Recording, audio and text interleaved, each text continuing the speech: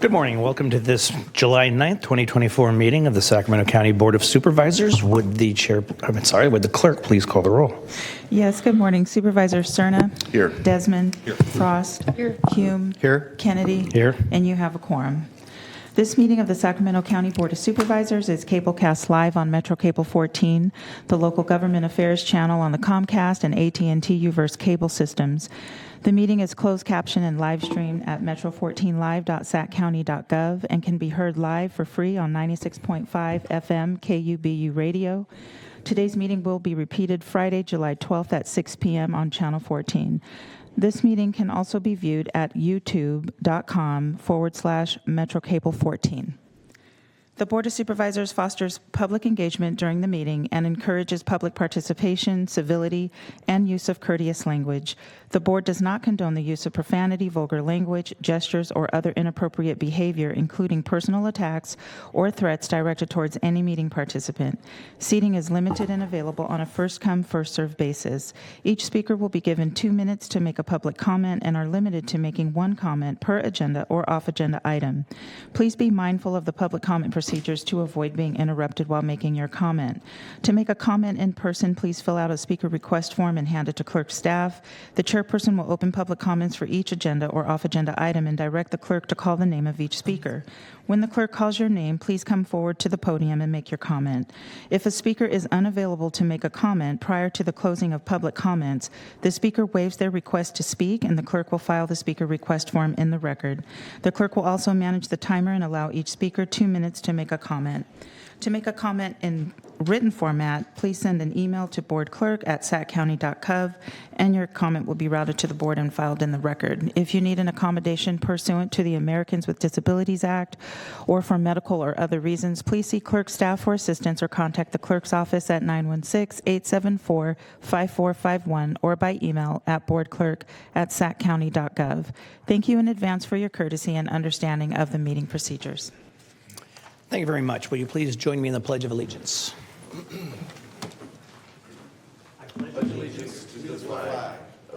States of America, and to the republic for which it stands, one nation, under God, indivisible, with liberty and justice for all. Would the clerk please read the first item? Okay, so your first item are the public comments relating to matters not on the posted agenda. Our first public speaker is Ronald Owens, Jr. You could please come to the podium.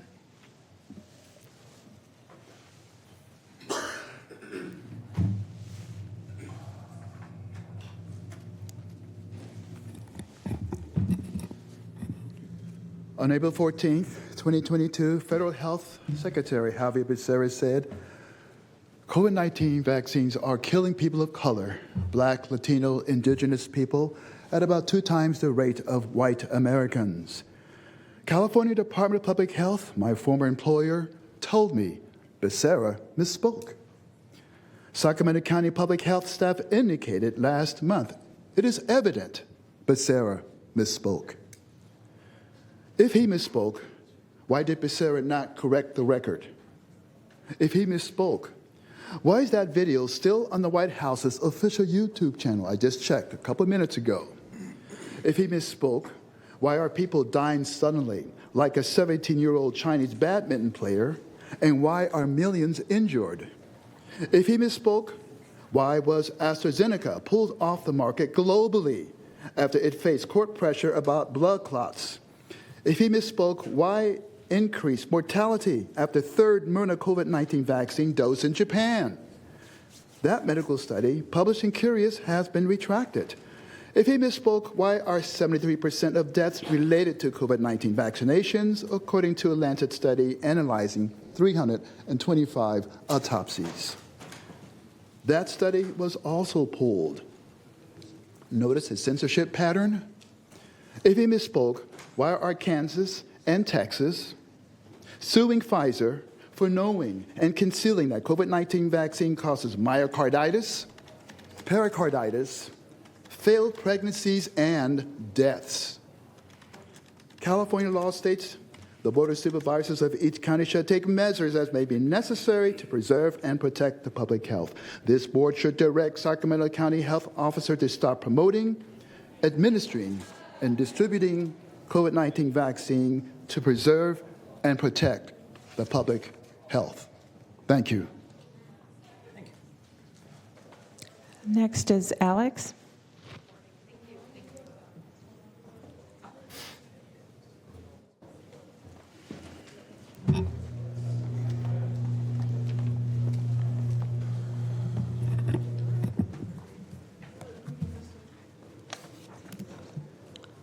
Good morning, supervisors. My name is Alex Oliferis, and I'm here to discuss about a young woman who has a child with my godson. And I will not mention names, but she's near 30 years old. And this young lady has an illness that will soon claim her life any day now. Let that sink in. This young lady is from Sacramento County. And why do I know it's the COVID-19 vaccine that caused her cancer? Because it's happening everywhere. There are other victims who are my relatives in Greece who died once they were forced to take the COVID-19 vaccine. And the measures are very harsh in Europe. Very harsh. You didn't take the vaccine, you would tax. If you didn't take the vaccine, you lose your job. You get my point. And according to Dr. Peter McAuliffe, which came, and the following stuff which came from his speech, he gave this speech in front of the European Parliament on September 13, 2023. And by the way, Mr. McAuliffe, doctor, is a cardiologist. He mentioned several things. Dr. McAuliffe says that the COVID-19 virus was engineered in the joint U.S.-China lab in Wuhan, China. He concludes that 79.9% of deaths after vaccination are due to the COVID-19 vaccine, which contains dangerous spike protein and mRNA. COVID-19 vaccine causes heart inflammation, myocarditis, cardiac arrest, heart attacks, strokes, Guillain-Barré syndrome, blood clots, other cancer, and it's causing disabilities. And I ask you to stop administering the COVID-19 vaccine or any of its boosters. Hospitals across California need to stop asking patients if they took the COVID-19 vaccine. Mr. Can you Alex, wrap up, sir? And many more victims of the COVID-19 vaccine will be forthcoming. A lot of information. And I have been Thank you, sir. collecting obituaries. You're out of time, sir. There is a 20-year-old that died last year. A 20-year-old. Thank you. Thank you. Michelle.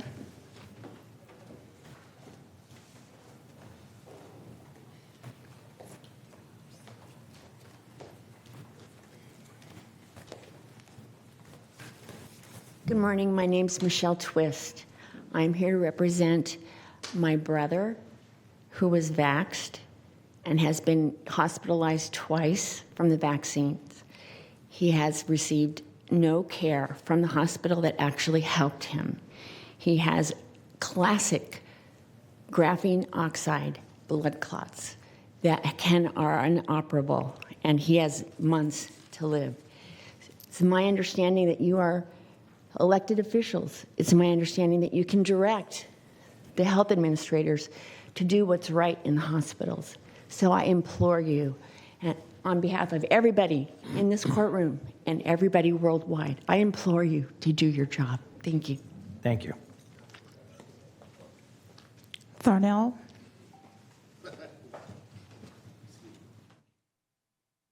Good morning. Morning. Actually, my name is Marvell. I guess it was a misspelled. I didn't do well to spell it. I'll have him correct it for you. That's all right. Am I ready to go? Yes, sir. Okay, so here I am, Marvell Wilson, a member of several grassroots organizations that sponsors efforts to help our youth to become a little bit more centered. And we have the idea that we could come to this body and appeal to this body to assist us in being able to provide more programming, provide more opportunities for our youth to express themselves in our neighborhoods and what we're attempting to build as communities. So it's very important for me to point out that this particular organization, Hooked on Fishing, Not on Violence, has been a grassroots organization doing that work for years without any support. And what we would like for you to consider is to look at this body, look at this premise, look at these organizations such as this and several others who are doing the work, and see if it's worthwhile for you to consider supporting these efforts being made, because right now we're wondering if it's because we haven't asked that we haven't been considered, or it's because there's an omission for some reason about the city, the inner city concerns. We're kind of curious about what we can do to urge a little bit more consideration to these concerns with our youth, because our youth are quite awry in their behavior, and we dare to think it's because they don't have the type of structure and curriculum and ability to express themselves and the ability to find out what their resources are so they can find their value and stop squandering their energy. So that's what we're here to represent, and we have a host of other folks here that are going to do the same thing, appeal to this body to see if you want to consider, and what we're asking for is 1% of the budget. And we hope that that's not asking too much. Matter of fact, we don't think so, but we'll wait to see what you have to say. Thank you, Mr. Wilson. Supervisor Serna. Thank you, Chair. And thank you, Mr. Wilson, for your comments this morning. To your point, and I can't get into this too much because it's an off-agenda matter, but I would just suggest that if you're not familiar with the county's TOT, that's the transit-oriented tax, which is the tax that it's paid on hotel room nights here in Sacramento County, you might want to reach out to our economic development staff and finance staff to understand the process, and it's a detailed process indeed. In fact, many nonprofits here in Sacramento County have become familiar with it. That's the process by which you can kind of hope to compete for scarce resources for your good cause. So I just wanted to make sure that you understood. I don't think it's a matter of us or anyone ignoring the great work you do. It's, I think, just a matter of making sure you understand that it's not just a flat-out discretionary decision by this board, but there is a very now kind of, I would argue, somewhat too detailed process about how nonprofits can acquire some support. So I don't know, Mr. Villanueva, if there's, see Dave DeFonte's raising his hand. You might see Mr. DeFonte here before you leave so that you can get in contact with the right folks here at the county. Thank you, Supervisor. Yvonne Jacobs.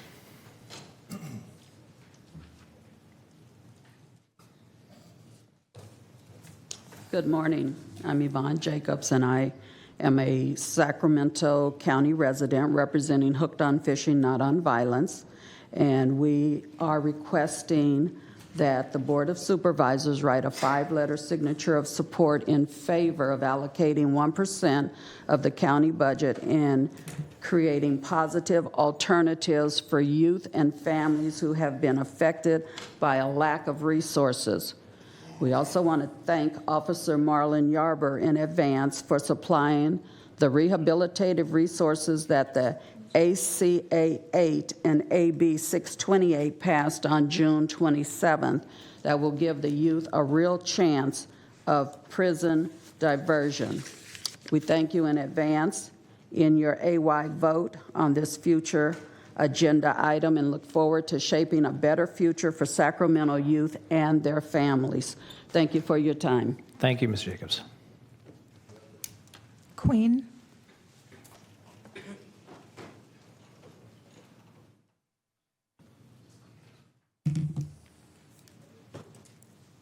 Good morning.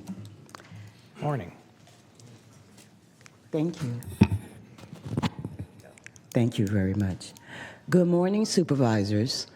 And I'm just here. I won't go through the entire little spiel because it is the same. But what I do want to say to you, my name is Queen Amina, also known as Mama Roz in our community. I am an elder in South Sacramento, Meadowview community.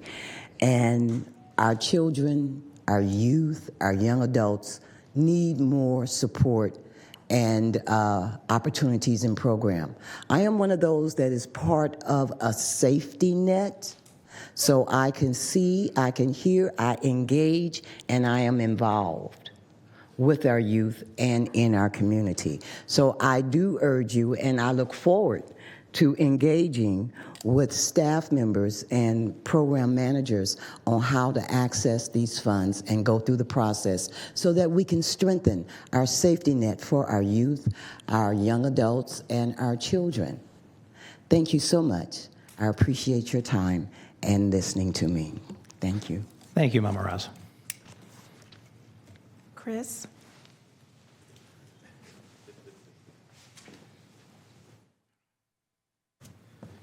Good morning. Good morning. So I'm going to make a couple of personal comments, and I'm going to also talk. I'm going to put my hat on and talk from about the work that our organization does, the Anti-Recidivism Coalition, which I think some of you know is here. So first, I want to echo what my colleagues here are saying. It is, first of all, a big shout out to Hooked on Fishing, Not Violence. It is a powerful program. Deserves more support, needs more support, is doing great work right now, and the more county funding, the more city funding, the more funding in general that can be directed to this organization and the amazing people that do work with this amazing organization, the better. Secondly, I also want to echo what my colleague just said about the passage of, at the state level, ACA 8, which will now be Prop 6 on the November ballot. This is a constitutional measure that will improve rehabilitation opportunities for individuals who are currently incarcerated so that they have more of a chance of being successful when they come home. And I'll speak a little bit more about how that connects to my work at ARC in a moment. But last thing I want to say is, if you don't know, the city of Sacramento right now is sharing out a survey about whether or not the city of Sacramento should pursue a local reparations program. And so we're asking folks here at the county and everyone in the audience to take the survey. It's at www.sacrepsurvey.com. That's www.sacrepsurvey.com. Survey ends July 30th. And then finally, my name is Chris Lodgson. I'm a policy manager at the Anti-Recidivism Coalition here in the Sacramento office. We work to empower currently and formerly incarcerated individuals to be more successful when they come home. I just wanted to introduce myself. This is our first time back in the Sacramento area at the county level in several years at the BOS. So happy to be back. Looking forward to working with each and every single one of you to make individuals who are currently and formerly incarcerated more successful. That improves, obviously, public safety. It improves the economy. It saves the state money. Thank you for your time. Thank you, Mr. Lodgson. Henry Williams.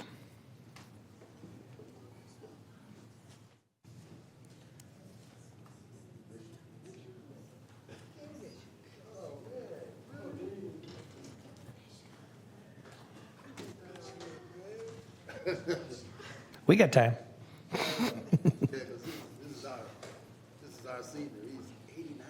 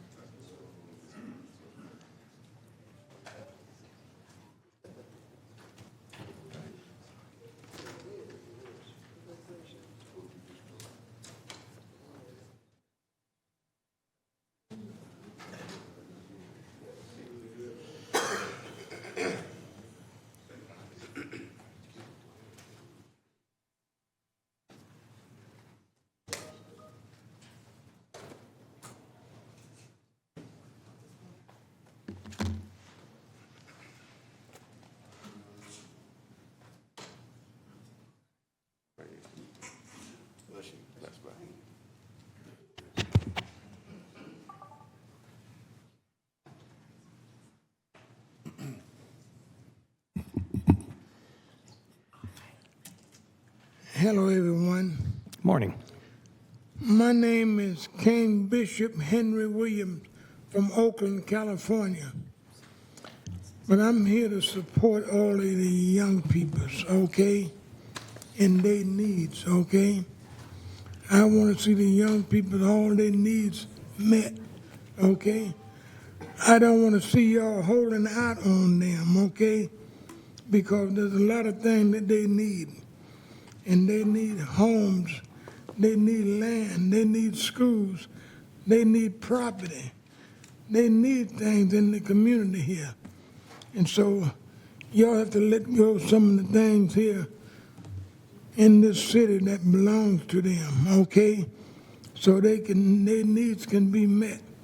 In San Francisco, we going for a lot of things there for the young people. In Oakland, for the young people, okay? Community needs land and buildings, things that they need. I want to see y'all bless them and with some money in their hand. Okay, they in needs. So y'all bless them, okay? I like to see y'all, everyone vote to support the young people here in Sacramento, okay? And I like to see the governor involved as well as the chief of staff. All of y'all, okay? Support the young people. That's what I want to see, and all their needs. I want to see their needs met. I thank y'all. Thank y'all for being here. It's a pleasure. All of you, okay? Thank each and every one. Thank you, God bless, Bishop. And I yield. Thank you, Bishop Williams. Thank you. I believe that's the last speaker for off agenda. I just want to say thank you very much for everybody who came here today, particularly those who are espousing more support and resources for our youth. It's much appreciated what you do in our community, and I'm sure this is by far not the last conversation we'll have. Next item, please. Okay, for item consent matters 2 through 59, for item 11, you're introducing an ordinance amending Sacramento County Code Chapter 2.56, Article 4, relating to the Procurement Opportunities Program and Delegated Purchase Order Program. You're waiving full reading on this and continuing to July 23rd for adoption, and that concludes the clerk's notes. Okay, is there any member of the board that has any questions of an item on the consent calendar? Supervisor Hume. Thank you. I'd like to make a comment on item number 6 and then a question on item number 20, please. Okay. I'll read both into the record at the same time. Okay. For item 6, this is the authorization to appoint Joshua Green as Director of General Services. And for item 20, this is to authorize the Director of Airports to negotiate and execute the agreement for lease of property to California Electronic Asset Recovery at Mather Airport. I don't think that was the item I wanted.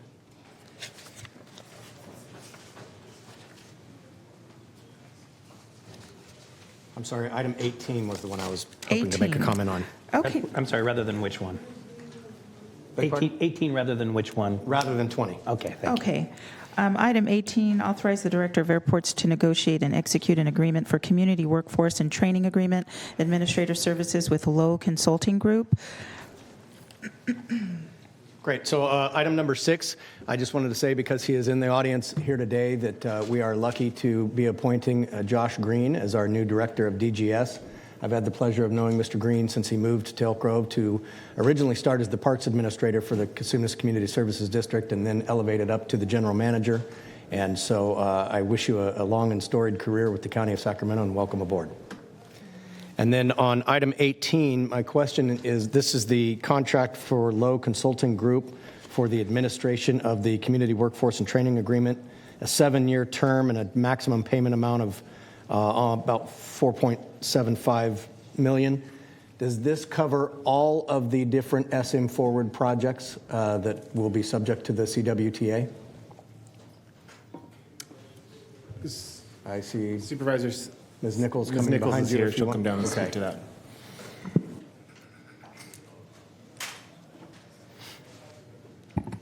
Good morning, Supervisor. Cindy Nickel, Director of Airports. This does cover all 6 of the SMF Forward projects. You'll remember that the CWTA does not cover the pedestrian walkway. Correct.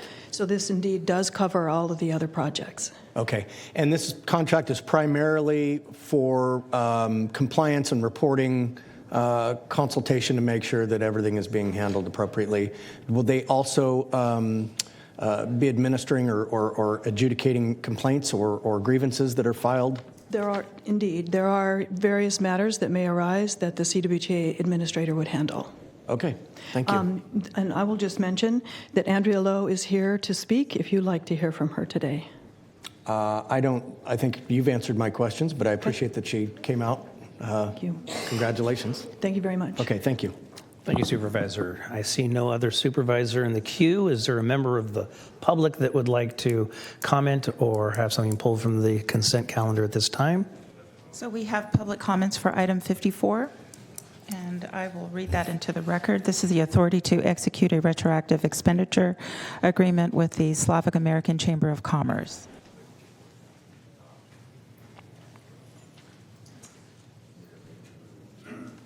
Crystal Rankins?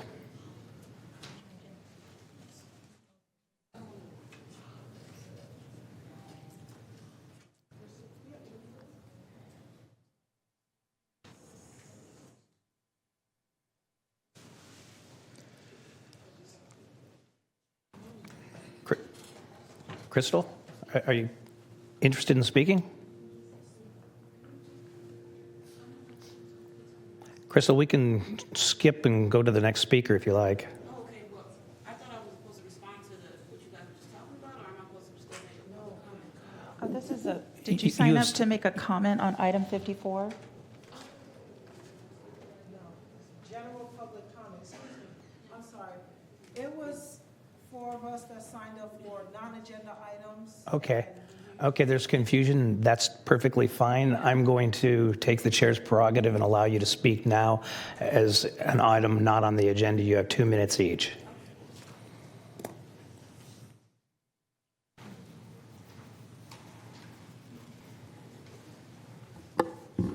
Okay, this is very interesting.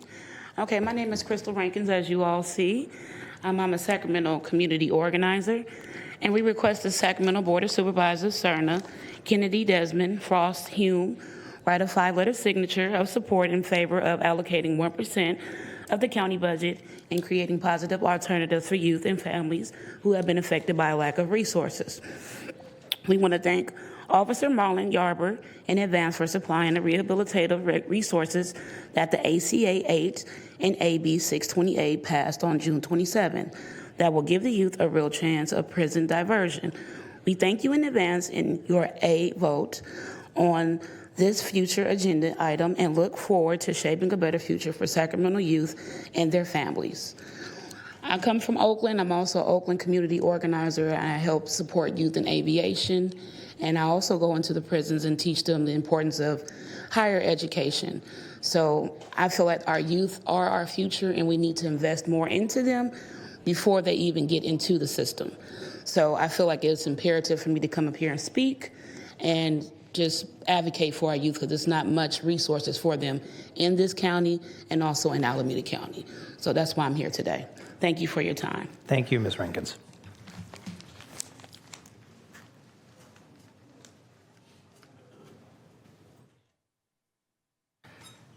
Dr. Truthbay?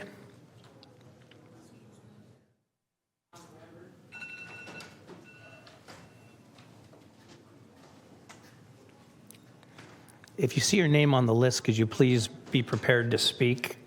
I've already allowed us to jump back in the agenda, so we're falling behind here. Thank you. I don't understand. Charlton and Miko, can you stand by, please, and speak about for our youth? I'm terribly sorry. I want to speak on Agenda 54 afterwards. I don't know if this is okay, but I did sign up for both. But I'll speak Okay, on go ahead. non-agenda You item. have 2 minutes to speak off agenda. Okay. So my name is Dr. Critical Truthbay. I'm a policy analyst on a federal level. I work in the sector of homelessness, housing, and youth services. ACA 8 and AB 628, both of which are remove the word slavery, meaning that involuntary servitude in prisons, instead of punishing them, is to rehabilitate, is something that now we're asking 1% of the Sacramento budget of $8.6 billion to go towards 100% to the youth. In particular, you have your prison system next door. You have people sleeping on the floor, feces, no beds. You have denial of bail.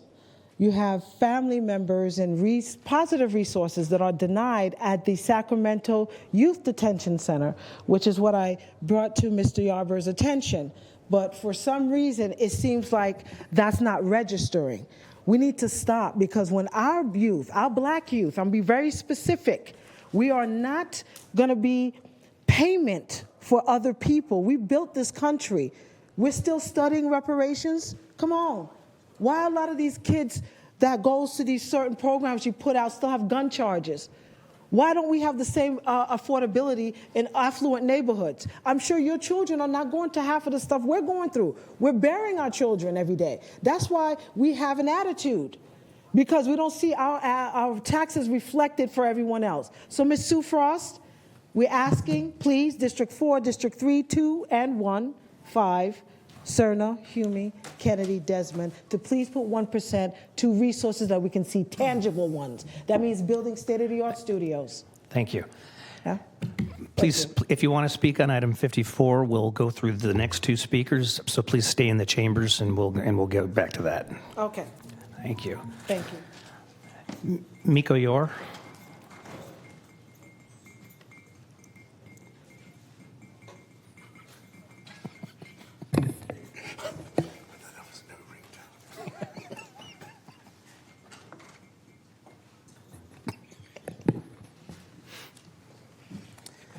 Hi, my name is Miko Yor, and I'm a Sacramento resident. We request that the Sacramento Board of Supervisors, Cerna, Kennedy, Desmond, Frost, and Hume write a 5-letter signature of support in favor of allocating 1% of the county budget in creating positive alternatives for youth and families who have been affected by lack of resources. We want to thank Officer Marlon Yarber in advance for supplying the rehabilitative resources that the ACA 8 and AB 628 passed on June 27th that will give the youth a real chance of prison diversion. We thank you in advance in your AY vote on this future agenda item and look forward to shaping a better future for Sacramento youth and their families. Thank you. Thank you.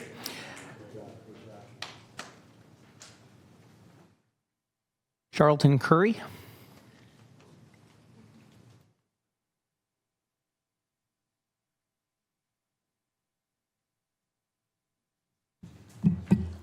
Hi, thank you. My name is Charlton Curry, and I'm a resident of Sacramento County. It may seem redundant, but I want to request that the Sacramento Board of Supervisors, Cerna, Kennedy, Desmond, Frost, and Hume, write a 5-letter signature in support in favor of allocating 1% of the county budget and creating positive alternatives for youth and families who have been affected by a lack of resources. I thank you for your strong consideration for that. We want to thank Officer Marlon Yarber in advance for supplying the rehabilitative resources that the ACA 8 and AB 628 passed on June 27th that will give the youth a real chance for prison diversion. Really appreciate your help with that. Also, we thank you in advance for your yay vote on this future agenda item and look forward to shaping a better future for Sacramento County youth and their families. And so we know, based on new studies, $86 million is a lot, but 1% is not much. And we ask you for your strong consideration for that. Also, as part of the California Reparations Task Force supporters, I run a podcast called Big C Sports Podcast. The Secretary of State of California, Shirley Weber, and Governor Gavin Newsom, they put together a task force that also we're asking for all of your support in. It's important that we uplift our people the same way our ancestors built this country. Without labor, everyone needed to get a paycheck. And I'm sure if you didn't get a paycheck, you would ask, where's my money? And that's what the reparations is all about too. And we need to help our youth But I ask you outside of this meeting also consider the support of Governor Gavin Newsom and Secretary of State Shirley Weber in supporting reparations. It's a big push, not only in California, but nationwide. And part of that goes right back into this, helping our youth. Without that, we can't get it. So keep that in mind as you have the chance to make a change for people who may not look like you. There's no African Americans on this board, not one. And I don't know why that's the case, but I think I know how. A lot of times we're just kept out. So hopefully from the inside, as you all have access to the inside, when you make decisions about things that affect our youth, imagine looking at your own child. They're putting black kids in prison instead of diversion programs. For the same things that many white kids, they get a diversion program. They don't look like you. There's not one African American up here on this board, not one. And please consider that when we ask for your help in funding programs that help our children. And I respectfully thank you for your time. Thank you, Mr. Curry.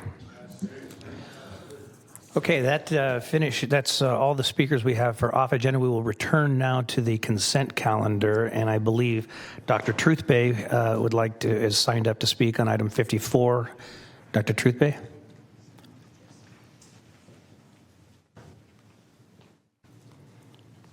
You have 2 minutes. I'm sorry. I'll pause for a moment. Did we already read this one in the record? I mean, we did. Thank you. I thought so. Go ahead, Doctor. Okay, thank you again. So item 54 is the authority to execute a retroactive expenditure agreement with the Slavic American Chamber of Commerce in the amount of $300,000 to provide wraparound services to Ukrainian refugees for fiscal year 2024 to 2025 and amend the agreement with Refugee Enrichment Development Association to increase their budget for an additional amount of $100,000, totaling $300,000. Now, Slavic American Chamber of Commerce. I'm actually a descendant of slave, born and raised here in California. My ancestors came on the good ship Desire in 1636, and ever since then, we haven't had any return on our investment, not even wraparound services in this tune. Black Chamber of Commerce, maybe crumbs here and there. So I'm bringing this up because I find it highly offensive that, again, that we don't have resources for people that built this country. We have 28 days in February to say, hey, here you go. We have Juneteenth where everybody gets a day off. That means nothing. We need housing, land, equity, education, and some of the properties, the surplus properties that you have in agenda number 10, yes, we would like some of that too. Without going through the red tape. That's all we're saying. Because we vote you in and we expect some type of return on investment, humbly and respectfully. But if there's going to be red tape that you know of, it's not going to end well. So I'm saying, Sacramento County, please let's work together with the black families who are suffering needlessly and change that around. So we'd like to say the same agenda for Black Chamber of Commerce for black families here in this here United States. Thank you for your time. Thank you, Doctor. All right, is there any other item on the consent calendar that a member of the public would like to address the board in at this time? Second. We have a motion and a second. Please vote. Supervisor Frost? Unanimous vote. Thank you. Next item, please. Okay, for your presentation. Supervisor Kennedy, if you can I speak for a second? Oh. Where? Okay. Little me. Sorry about that, David. No problem. So thank you for approving the consent agenda. You had item number 6 on your consent agenda, which Supervisor Hume mentioned. This is the appointment of Joshua Green as our new County Director of General Services. He's in the audience, and I'd ask him to come up now. Just a little bit about Josh. He has more than 17 years of experience in public services agencies, specifically focused on capital projects and construction, real estate, and building management, facility lease and contract negotiations, fleet management, and policy and procurement development. Josh currently is the Vice President of Government and Community Affairs for Sky River Casino. Prior to that, as Supervisor Hume mentioned, he was the CEO and General Manager of the Consumnes CSD, or the Community Services District. In addition to that, Josh has earned his MBA, or Master's in Business Administration. He's also earned his Bachelor of Science in Business and Political Science. In his free time, he's an adjunct professor at Sac State. He volunteers and is on many boards and committees in his community of Elk Grove. He also volunteers as a basketball coach in Consumnes Oaks High School. That's a little about him, but one thing I'd like to do is make sure I also express my appreciation to Dr. Sylvester Fadal, the Deputy County Executive over Administrative Services, who has been filling the position of Director of General Services since October of 2023, and he's done an outstanding job. I believe he's done an outstanding job. Josh has big shoes to fill following Sylvester, but we're confident that he can do that. So with that, I'd like to ask Josh to say a couple of words. Welcome. Good morning. Chair Kennedy, Vice Chair Cerna, Supervisors Frost, Desmond, and Hume. My name is Joshua Green. I live here in Sacramento County. I'd like to take this opportunity to thank you, as well as the County Executive David Villanueva, Dr. Fadal, and the rest of the County Executive team for this opportunity. I'm looking forward to joining the team over at General Services and continuing the great work that they do every day. So thank you for your trust, and thank you for this opportunity. Thank you, Mr. Green. Welcome to Sacramento County. I know that we all look forward to meeting with you individually and talking more about seeing what your vision is for the department. Thank you.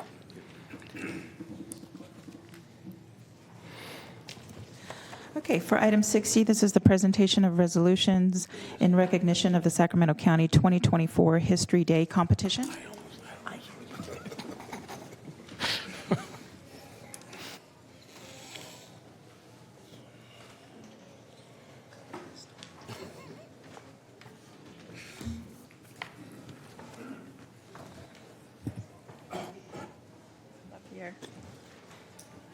I'm Dr. Bob LaPerriere, the chair of the Special Awards Committee of the Sacramento County History Day Committee.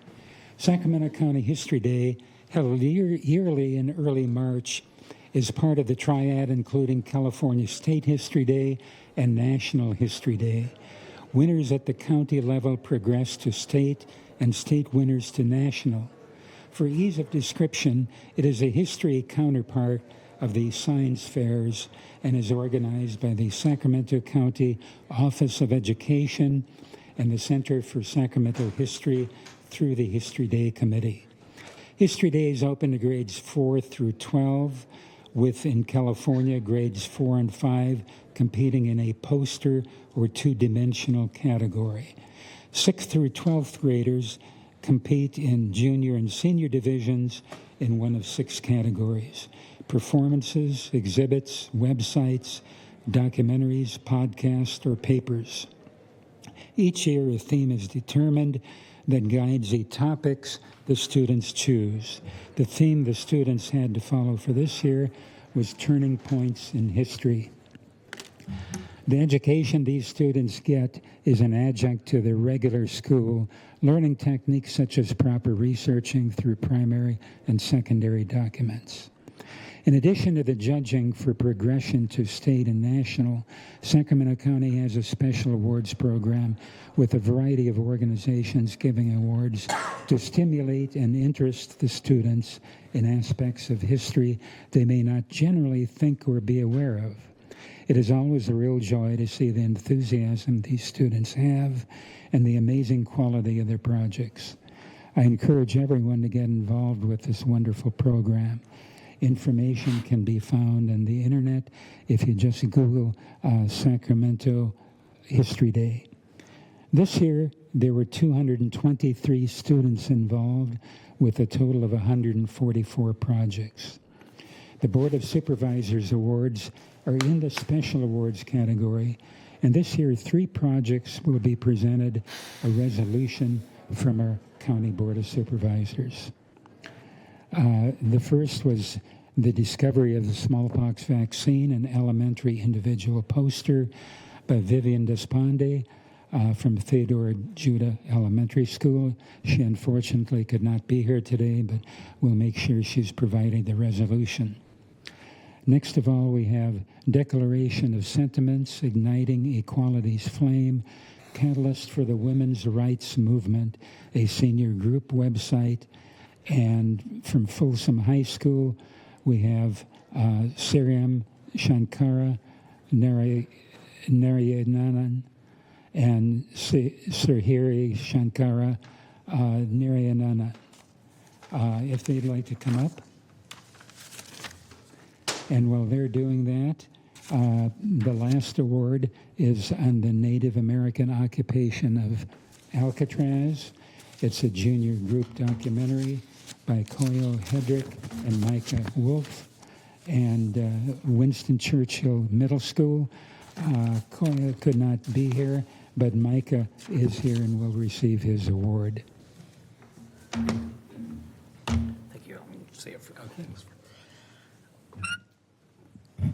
I don't have anything to add to that thorough presentation on the process and how History Day works, except to say that I want to take this moment to commend Dr. Bob for year in and year out, the energy that you put into this program.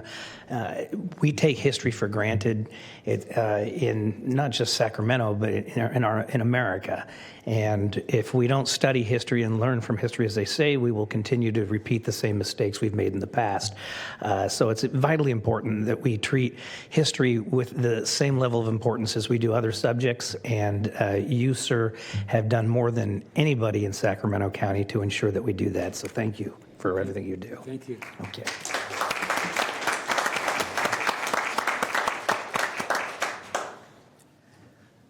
Okay, first I would like to invite Sriram. Okay, let's get a photo here. Congratulations on everything you did. I understand that your project was fantastic. Yeah. And I'm going to say that for all of you.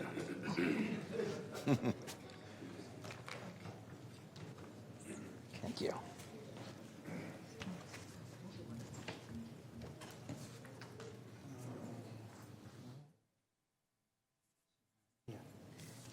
Mr. Hari? Mr. Hari? Hari? Okay, there you go. You guys aren't related, right? We're twins.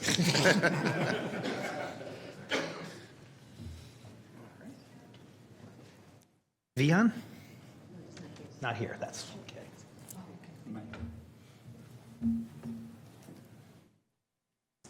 Micah? How are you, sir? Good. You got to get used to this when you graduate, you see, this is how it works.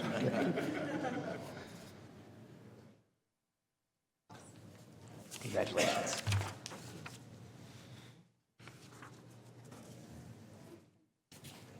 Koyo? Not here either. Not here. So is that the last? That's it. Okay. I'll take those two. Okay, great. Thank you very much, and again, congratulations to all the recipients.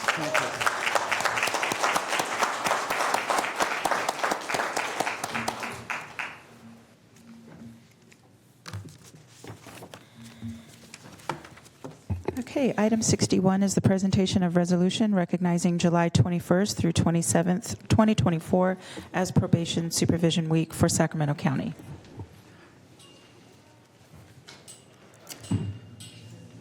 Supervisor Desmond.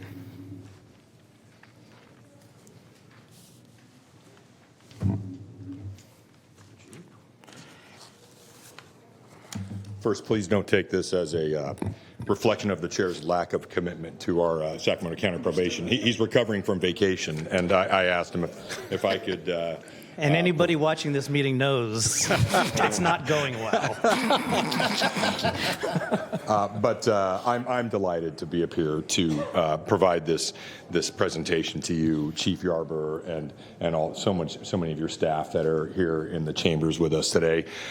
Communities across the United States of America recognize probation officers for providing vital law enforcement services and have designated the week of July 21st through 27th as a time to formally express their appreciation.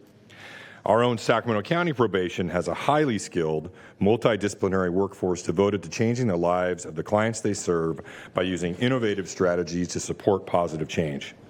They enforce orders of the court while providing clients with the assessment, treatment, and supervision needed to prevent reoffending, resulting in a safer community for all of us. Our Sacramento County probation officers fulfill their responsibilities with dignity and humility while fostering collaborations with other law enforcement agencies and community agencies and groups while supporting families, victims, and communities within the County of Sacramento. And I think, we heard from youth advocates this morning, and I don't know if that was coincidental or if that was planned, but so many of them gave a shout out to you, Chief Yarber, for what you do to support our youth in the community. And I know that applies to all of you. The interventions by probation to both before, during, and after someone may find themselves caught up with our criminal justice system is so crucial. And I know you and everyone who works for our probation department has such a vested interest with so much compassion to help people if they find themselves in that situation, help them rehabilitate, help them not recidivate, help them get the supports they need. So I know I speak for all my colleagues up here on the board, and am just very proud of you, proud of all of you, and want to honor you and recognize your contributions to the community. And we proclaim July 21st through 27th Probation Supervision Week.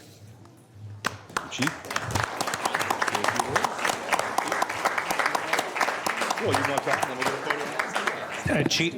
Chief, before you say anything, Supervisor Cerna. Sure. Thank you, Chair. And I certainly couldn't have said it any better than Supervisor Desmond.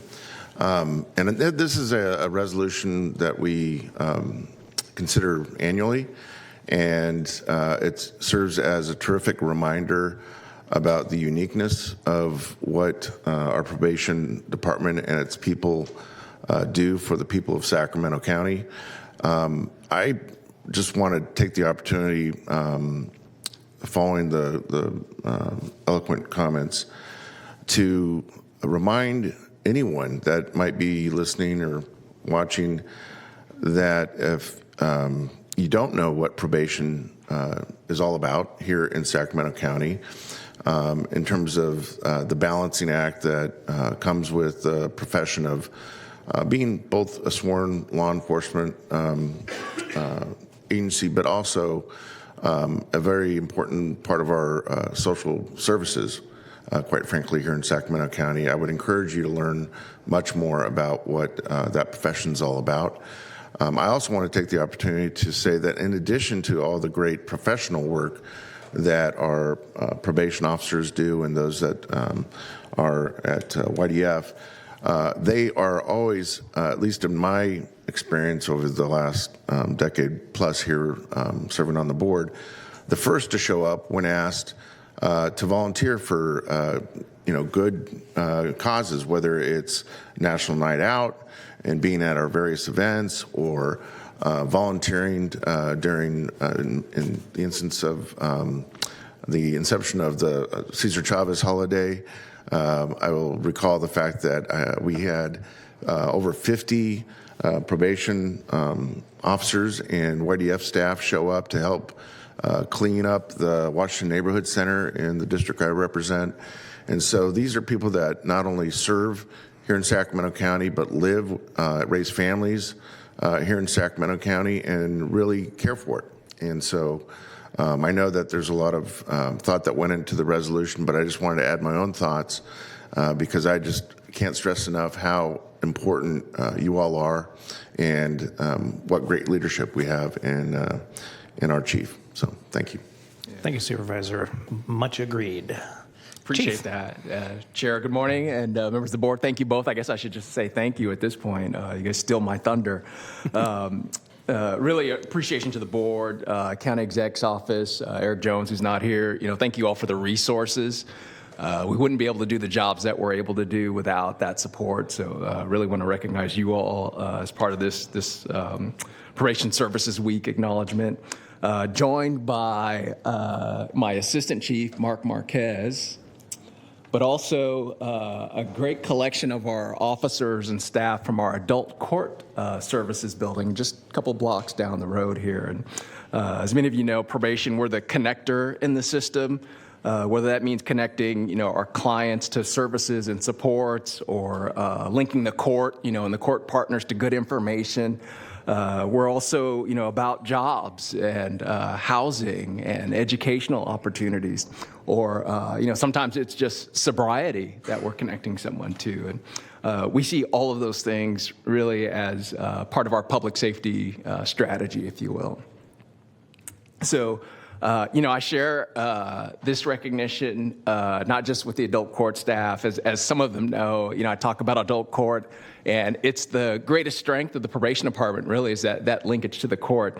But it's also about, the officer that's working in YDF, the 12-hour shifts, helping a kid who might be struggling. It's the officer who's in the community supporting someone whose maybe family is struggling, and maybe it isn't the issue that brought them in front of us, but we can help them get on their way. Excuse me. Also sometimes forget, there are other people behind the scenes, our fiscal team, our embedded IT staff, the kitchen and laundry staff, who never really get the shout out. So, big thank you to them. And then more recently, the newer partnerships, we've got embedded nurses and clinicians and mental health staff and eligibility specialists and social workers and just, an army of folks. So really it's about, the county sharing in the efforts that we go about to make our mission real. So with that, thank you. Mr. Chair? Yes, sir. If I could. A question for you, Chief. Are we still holding the regular graduations for adult day reporting? So yes, funny that you asked that. Upon a time, we've had many of you out as guests. We've made them much more small and regionalized them with the sites, that are spread across the county. They're a little bit more intimate now, and the clientele, usually have a little more verve, if you will, to stand up and maybe speak and kind of tell their own transformative stories, if you will. And so the team seems to appreciate, or I should say the clients and the staff seem to appreciate the smaller setting. But no, we still celebrate. I think that's an important piece for us. So yes, thank you for recognizing that. Absolutely. And I think all of us have probably had the opportunity to witness and or participate in some of those graduation events. And you're absolutely right, Chief, that if you want to hear some really enlightening and uplifting, encouraging stories from folks that have decided to change their lives in a way that best serves the County of Sacramento and its people, go to one of these graduations and listen carefully to what the clients of probation have to share. Some of it may bring you to tears. Others may encourage you to, hopefully maybe pursue a profession in probation. But it's some of the most inspirational words that you can hear, as far as I'm concerned, relative to what it is that probation accomplishes and does for their clients and for the people of Sacramento County. Great, thank you for that. Supervisor Hume. Thank you, Chair. Chief, I just wanted to pile on here, and I can't say it as eloquently as my colleagues because they certainly have more experience, but when I came into this position, probation was one of those departments where, on the internet, we see the meme of like somebody's life and then the dot is what you know about it, or an iceberg would be another analogy of what we see versus what's under the surface. And probation really embodies that. Everything that you touch, from the courts to juveniles to the parole services and things that we traditionally think probation does. But as was just said, you're kind of that intersection and that precipice of whether somebody is able to rehabilitate and get back mainstreamed into society, or whether they continue on a deleterious path. And so I salute all of the work that the folks sitting behind you do. I salute your leadership, and I just thank you for the service you provide for the residents of Sacramento County. Thank you so much. Supervisor Frost. Don't go anywhere, Chief. Hi, Chief. I just wanted to, on top of everything that was already said, without repeating it, I wanted to acknowledge the probation officers for their expertise in social services and psychology, and for the fact that they're gun-toting officers who have a very challenging and at times dangerous job walking into homes. They don't know what the door is going to open to them too. And they do a lot to give back to the community, and I want to thank you and all of the probation officers for everything that you do. Well said. Thank you for that. Thank you. And if it would be okay, Chief, I'd like to have all of your staff that's here today come down into the well and have a photo taken with the 5 of us. I'm good with that. Yes. Thank you. Thank you. Really quick.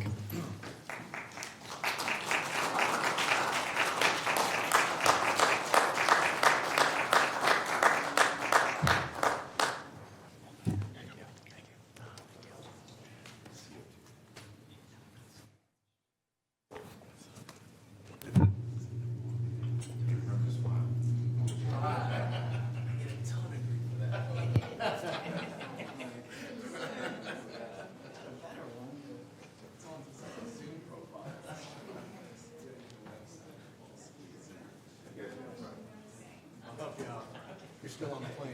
If I did, and then get a quick picture, and then I'll let you do it.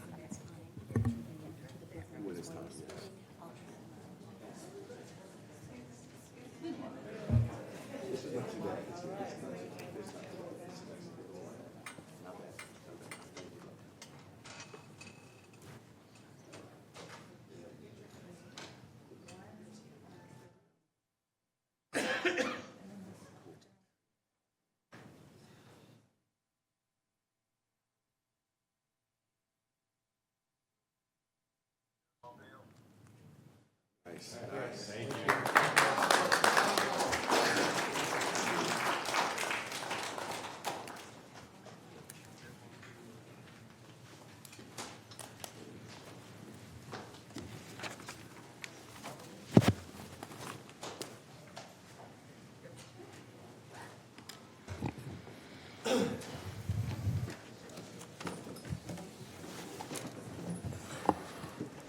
Okay, I believe we're adjourned.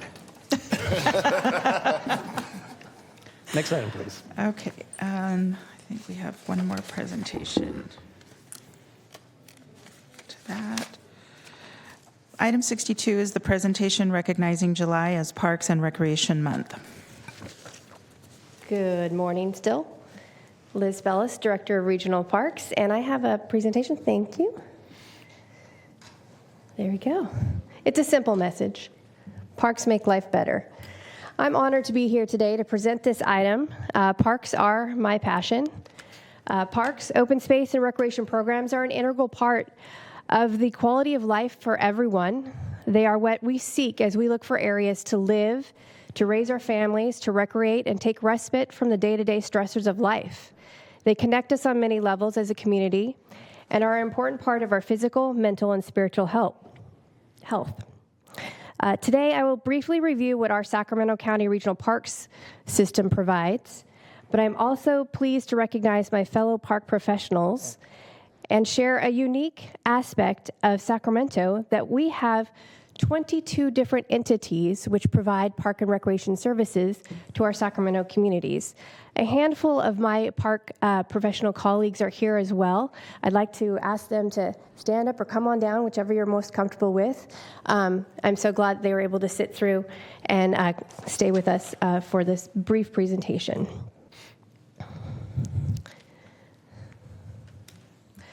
So your Sacramento County Regional Parks program, we have 15,000 acres of open space, many different divisions: American River Parkway, Dry Creek, Gibson Ranch, Mather, Delta, golf courses, preserves, historic ranches, community centers, 85 miles of trail.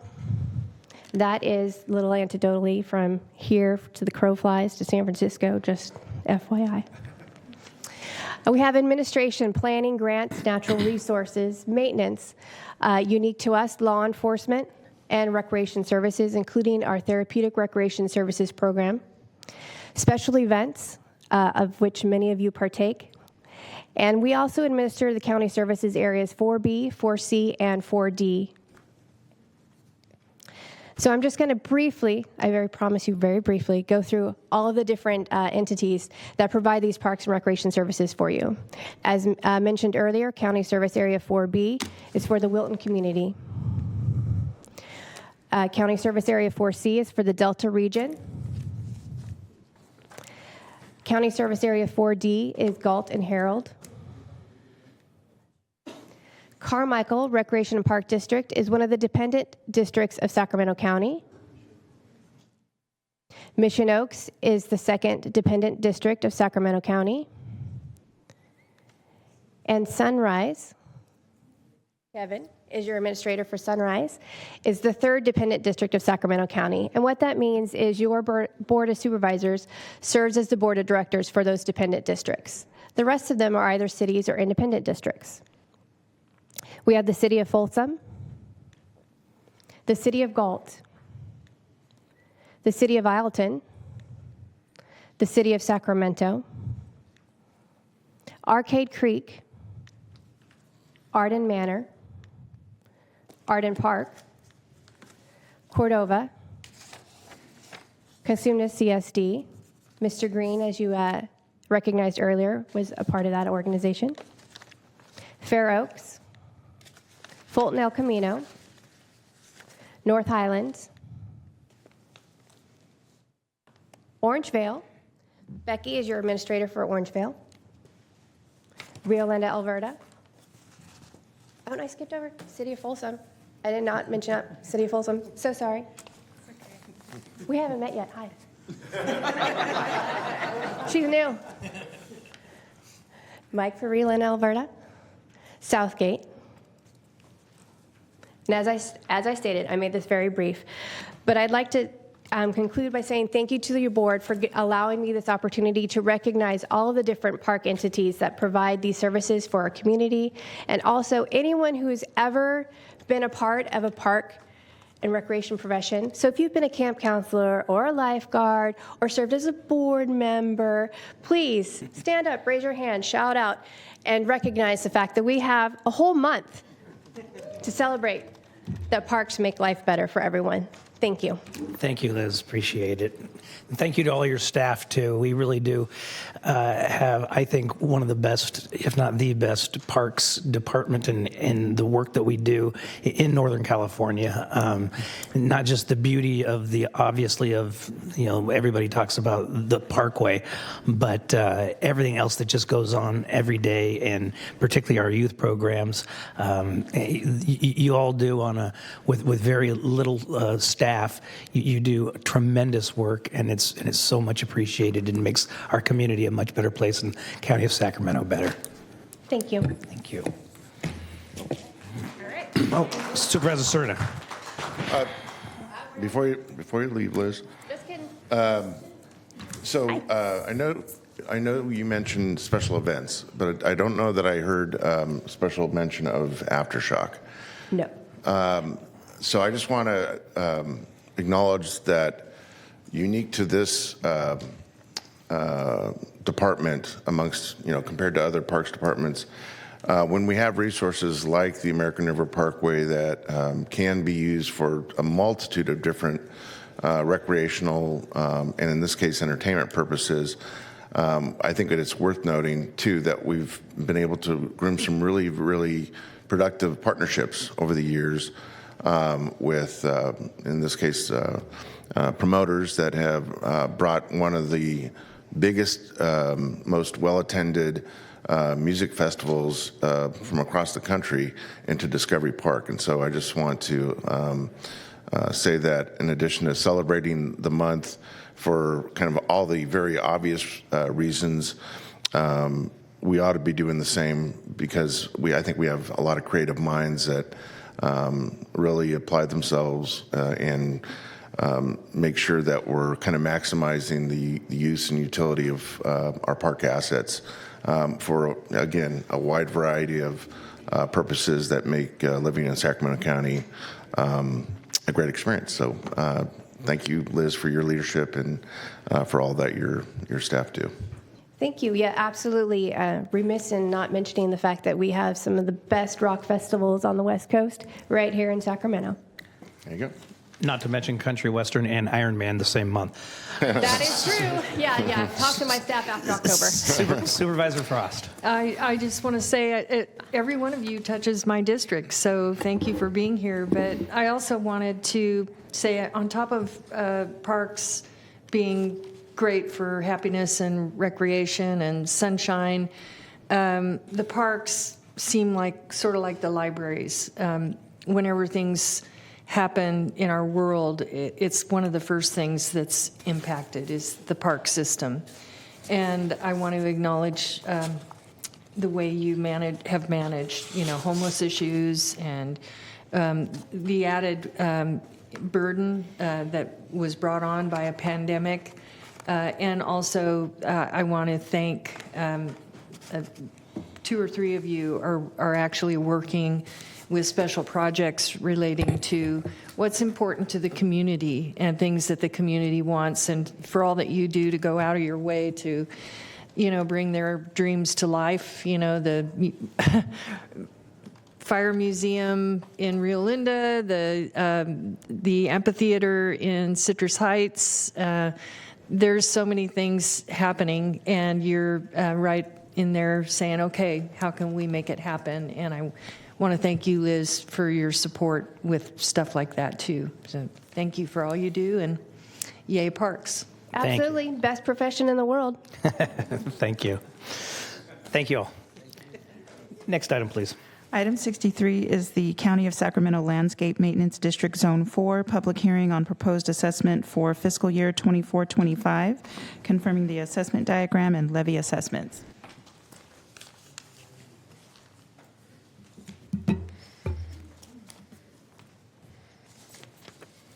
Good morning, Board. This is Kamal Atwal, Principal Civil Engineer with Sac County DOT Operations and Maintenance Division. The item before you is a public hearing for Sac County Maintenance District Zone 4 for proposed assessment for fiscal year 24-25.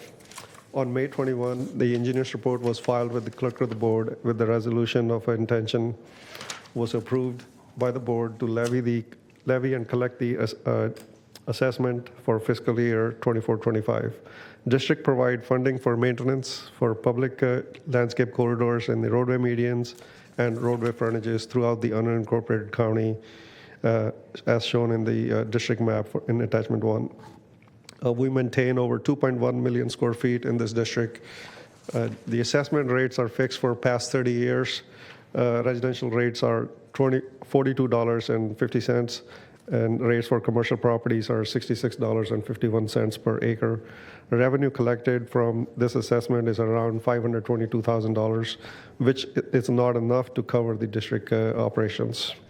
To fund the shortfall between the assessment revenue and the projected expenditure, interfund cost recovery of $581,000 is transferred from the road fund. The road fund transfer is covered in the district services. Is included in the SAC DOT fiscal year budget for 24-25. We request the board to open the public hearing, consider public testimony, objections, and adopt the attached resolution confirming the assessment diagram and the assessment amounts for the LMD Zone 4 for fiscal year 24-25. Thank you. Is there any member of the board that has any questions at this time? Hearing and seeing none, I will open the public hearing. Is there any member of the public that would like to address the board on this item at this time? We do not have any public comments. Okay, hearing and seeing none, I'll close the public hearing. Is there a motion? Chair will move to approve. Please vote. Unanimous vote. Thank you. Item 64 is the Watt Avenue Property and Business Improvement District. Public hearing on the modification of the Management District Plan. Adopt a resolution modifying the Management District Plan.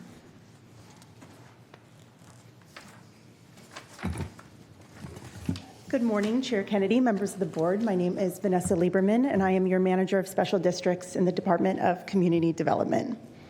The item before you today is a request to modify the management district plan. I was hoping someone was going to take our photo. Sorry, I digress. I'm sorry. For the management district plan, or MDP, thank you for that. For the Watt Avenue Property and Business Improvement District, the PBID, which was formed in 2015 and renewed in 2020 for 10 years. The MDP sets the district budget for services and activities such as security, maintenance, advocacy, capital improvements, etc. Budget allocations are fixed for the term of the MDP. However, they can be adjusted up to 15% to address minor cost fluctuations while maintaining the intended levels of service. Do I get a gift? The Watt Avenue Partnership serves as the owners association for the district. They reported that significant inflation has affected the cost for two primary service categories, security and maintenance. Cost projections for these two categories exceeded the budget allocations beyond the 15% adjustment allowance. The Watt Avenue Partnership requested revisions to the budgetary allocations set by the MDP as allowed by PBID law. On May 21st, your board adopted resolution number 2024-0332, a resolution of intention to modify the MDP budget allocations. In accordance with PBID law and the requirement for public noticing, the ROI was published in the Daily Recorder on June 28th, and a copy of the ROI was mailed to all property owners in the district on June 14th. The purpose of today's public hearing is for the board to allow all interested parties to provide input or in support or opposition to the MDP modifications. Since the term of the district, the assessment amounts, district boundary, and assessment methodology are remaining unchanged, the modification is not subject to a protest ballot process. The modified MDP would be in effect for the balance of the district's term, set to expire on July 31st, 2030, or until renewed. Prior to officially opening the public hearing, I would like to invite the Executive Director of the Watt Avenue PBID, Mr. Jason Wint, to the podium for additional comments, after which I'll go through the public hearing process and staff recommendations. Thank you. Thank you. Thank you, Vanessa. And I just have to say, first of all, good morning. Morning. Thank you, Board Chair and Board Supervisors. Thank you for your time, and thank you for raising that. I felt that. Thank you for that. Appreciate it. And I have to stop and pause and just say thank you to Mike, Vanessa, Joe. One day when I grow up, I'm going to have that king's beard, my friend. Without their help, this wouldn't have happened. And the entire special district team, if there's anyone I left out, I apologize. It was a monumental effort in the fast lane to try to make sure this could be done in a timely measure, getting all the mailings done, everything, crossing all the T's and dotting all the I's. So I just want to say thank you to everyone that was involved in helping to make this happen. Obviously, out of the 6 categories within our PBID, the most important 2 are safety of the community and the cleanliness of the community.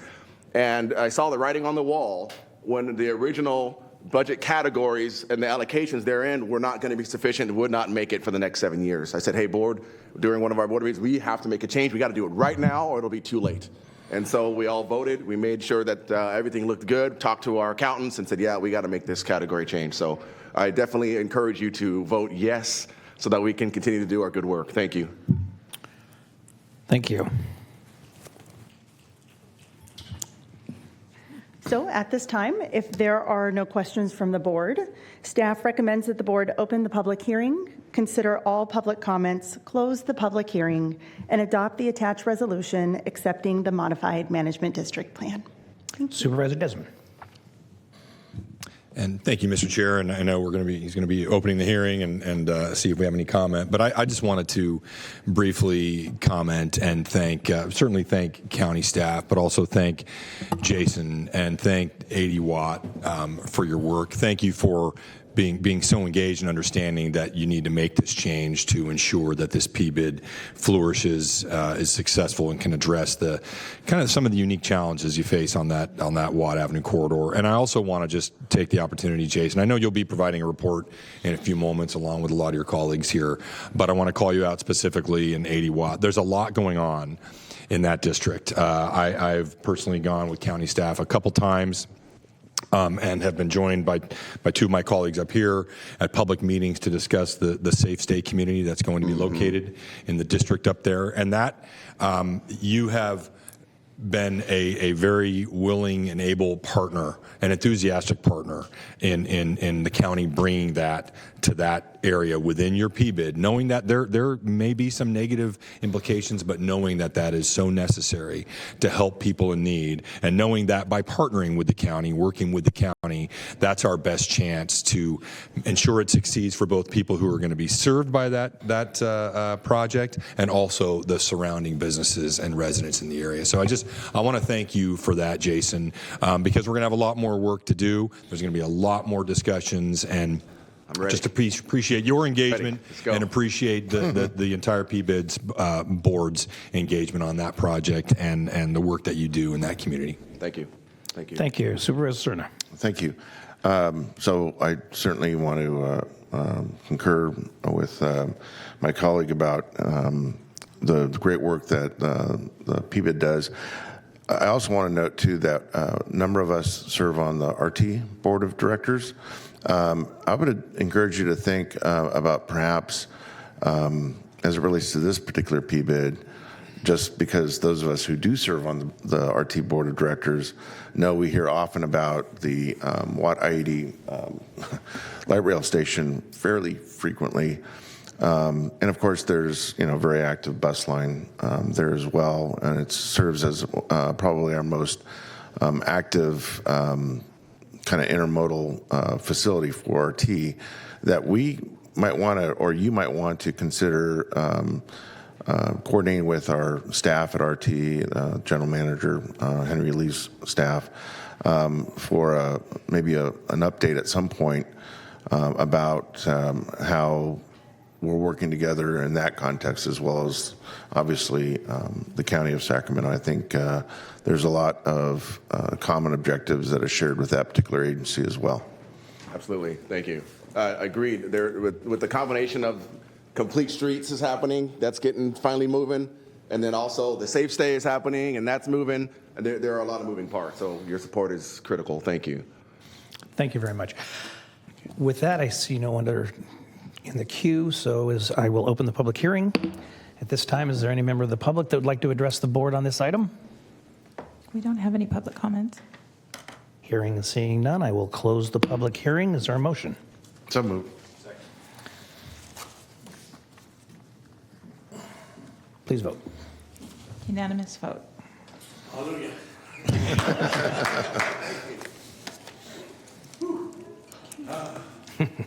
For item 65, this is County Service Area Number 10, Benefit Zone Number 3, public hearing on the written report of service charges for fiscal year 24-25. Confirm the report and fix charges. Good morning, members of the board. Joe Grassick with County Engineering, and we also have staff here from DOT to help answer questions if they come up. So CSA 10 was formed in 2003 to provide trip reduction services for new growth areas in the county, and currently the only active zone is Zone 3, which includes North Vineyard Station, Florin Vineyard, and the Wild Hawk North development areas. In May, the board received a written report of operating requirements and service charges and set this public hearing.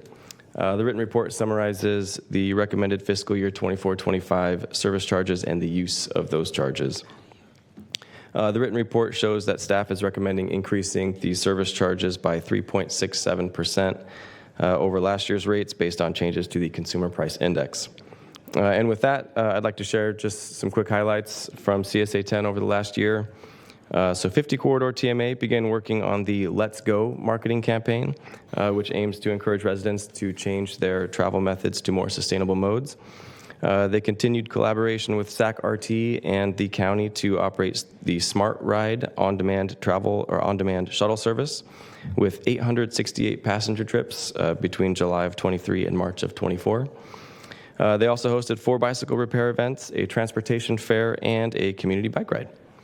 And back in 2017, there was an engineering study that predicted that shuttle service to transit stations could be sustained once we reached about 3,000 to 4,000 dwelling unit equivalents in the area. However, given changes in travel behavior that began during COVID, 50 TMA contracted with Farron Piers to analyze travel patterns, and the county is now coordinating with 50 TMA to update transit option recommendations moving forward based on that analysis. So with that, pending any questions from the board, we recommend that the board open the public hearing, consider any written testimony and comments, written and oral testimony comments, close the hearing, then adopt the resolution confirming the report and fixing the service charges. Thank you, Joe. Are there any questions from the board? I will open the public hearing. Is there any member of the public that would like to address the board on this item at this time? We have no public comments signed up. Hearing and seeing none, I will close the public hearing and accept a motion. So moved. Please vote. Unanimous vote. Thank you. For item 66, this is the public hearing on the annexation of the Antelope North Subdivision, Zone 4 of the County of Sacramento Landscape Maintenance District, and the levy of assessments. Authorize the Director of Community Development or designee to execute an agreement for advance funding of the annexation costs. Good morning, Joe Grassick with County Engineering. So the Antelope North subdivision is located at 7907 Antelope North Road on the northwest corner of Antelope North Road and Poker Lane, and proposes 171 residential lots. In response to a condition of approval, a request was submitted to annex to Zone 4 of the Sacramento County Landscape Maintenance District, which supports the maintenance of landscaped areas, medians, and open space owned by the county. In response to that request, a notice and protest ballot were mailed to the property owner on May 24th. This item proposes the levy of an annual assessment of $42.50 per single-family residential lot. And if there are no questions from the board, we recommend that the board open the public hearing, consider written and oral testimony and objections and protests, and close the public hearing and direct the clerk to tabulate the return protest ballot. Any questions from the board? I'll open the public hearing. Is there any member of the public that would like to address the board at this time on this item? We do not have any public comments. I'll close the public hearing. Is there a motion? Do you want to I'm to sorry. tabulate Please, the votes? please tabulate the ballots. That was close. I'm on a public hearing rant today. Okay, so this is, the legal owner is Antelope East 40 LLC, parcel numbers 20302600064, site address 7907 Antelope North Drive, Antelope, California 95843, and they are in favor of the proposed assessment. Okay, back to you, Joe. Great, and since there is no majority protest, I will read fill-ins for resolution number 2. So in section 2, at the close of the tabulation, the board received 0 oral and written protests. Section 3, at the close of the tabulation, the board received 1 protest ballot totaling 100% of the total assessments to be levied, of which 100% was in favor of the assessment and 0% was in opposition.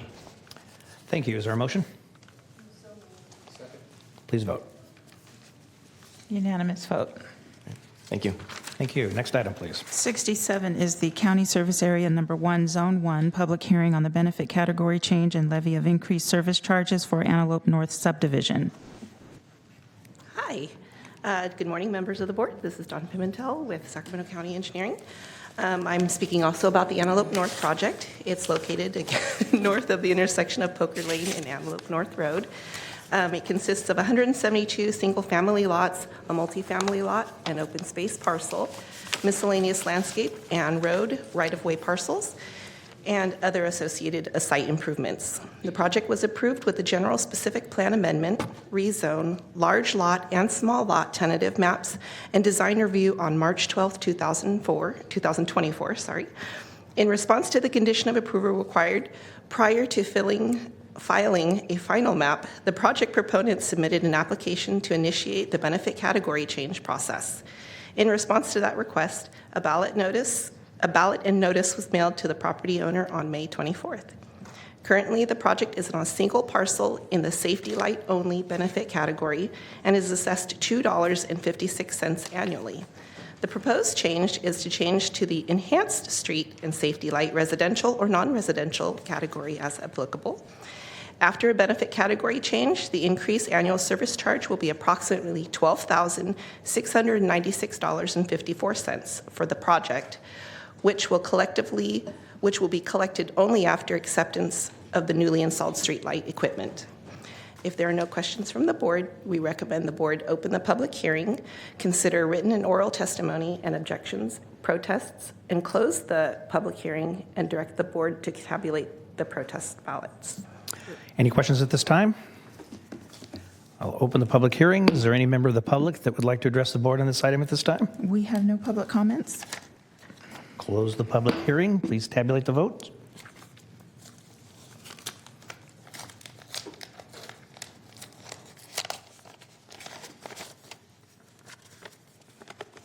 Okay.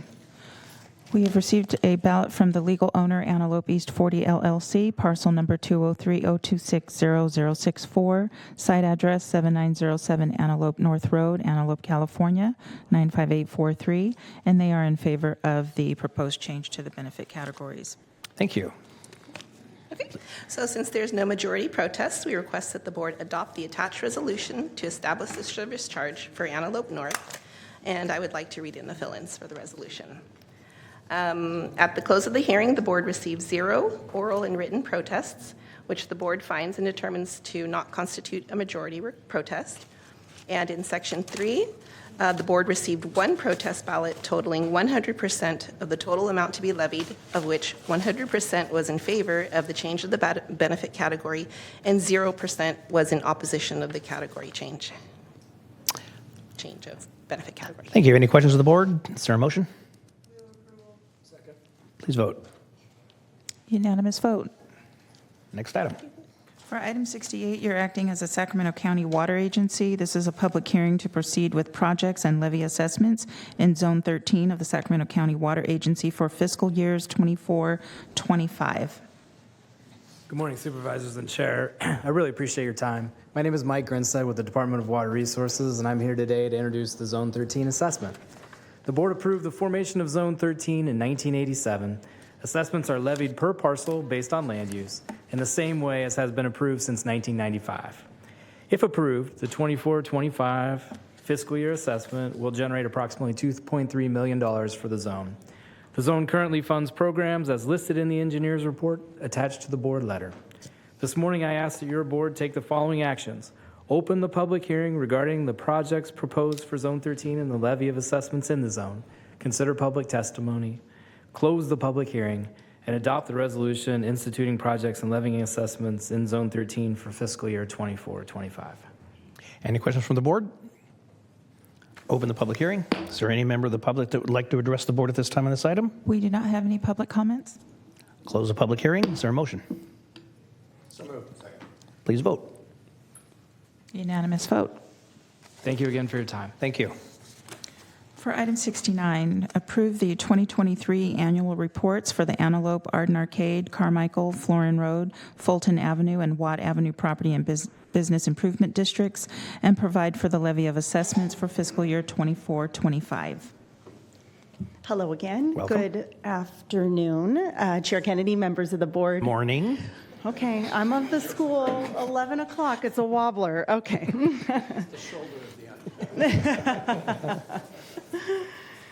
I hope that's the hardest part of this presentation. Okay. The item before you today is a request for approval of the annual reports for our 6 property and business improvement districts, as well as the approval of resolutions authorizing the levy of assessments for each PBID for fiscal year 2024-25. Each PBID executive director has prepared a short presentation showcasing their district's accomplishments for the past year. Unfortunately, the executive director from Fulton Avenue PBID, Melinda Michael, cannot be with us today, but we do have a video presentation, and I will pop in when it's time for that to play. We will be taking the districts in alphabetical order, and it is my pleasure to introduce Mr. Chris Evans on behalf of the Antelope PBID.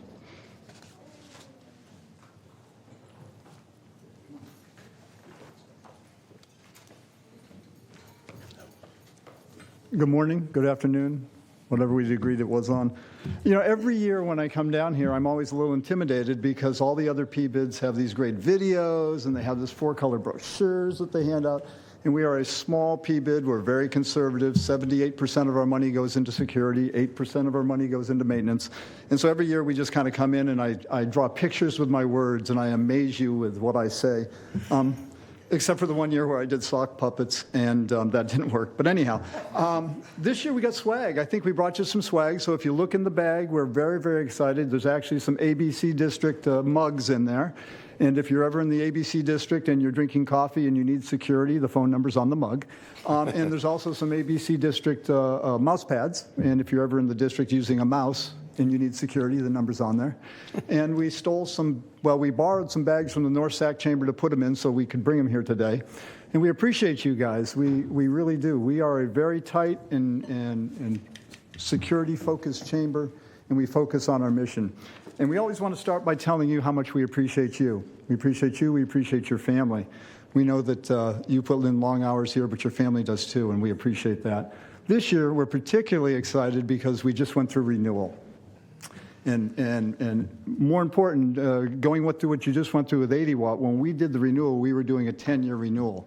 And being a PBID that's focused on security, we were very, very worried about what was going to happen 8, 9, 10 years down the road when 78% of our budget had to go into security, and how much money would we need to make that happen. And in order to do that, we produced our first ever video that we circulated through the PBID to the ownership of the properties, and I want you to see that video now.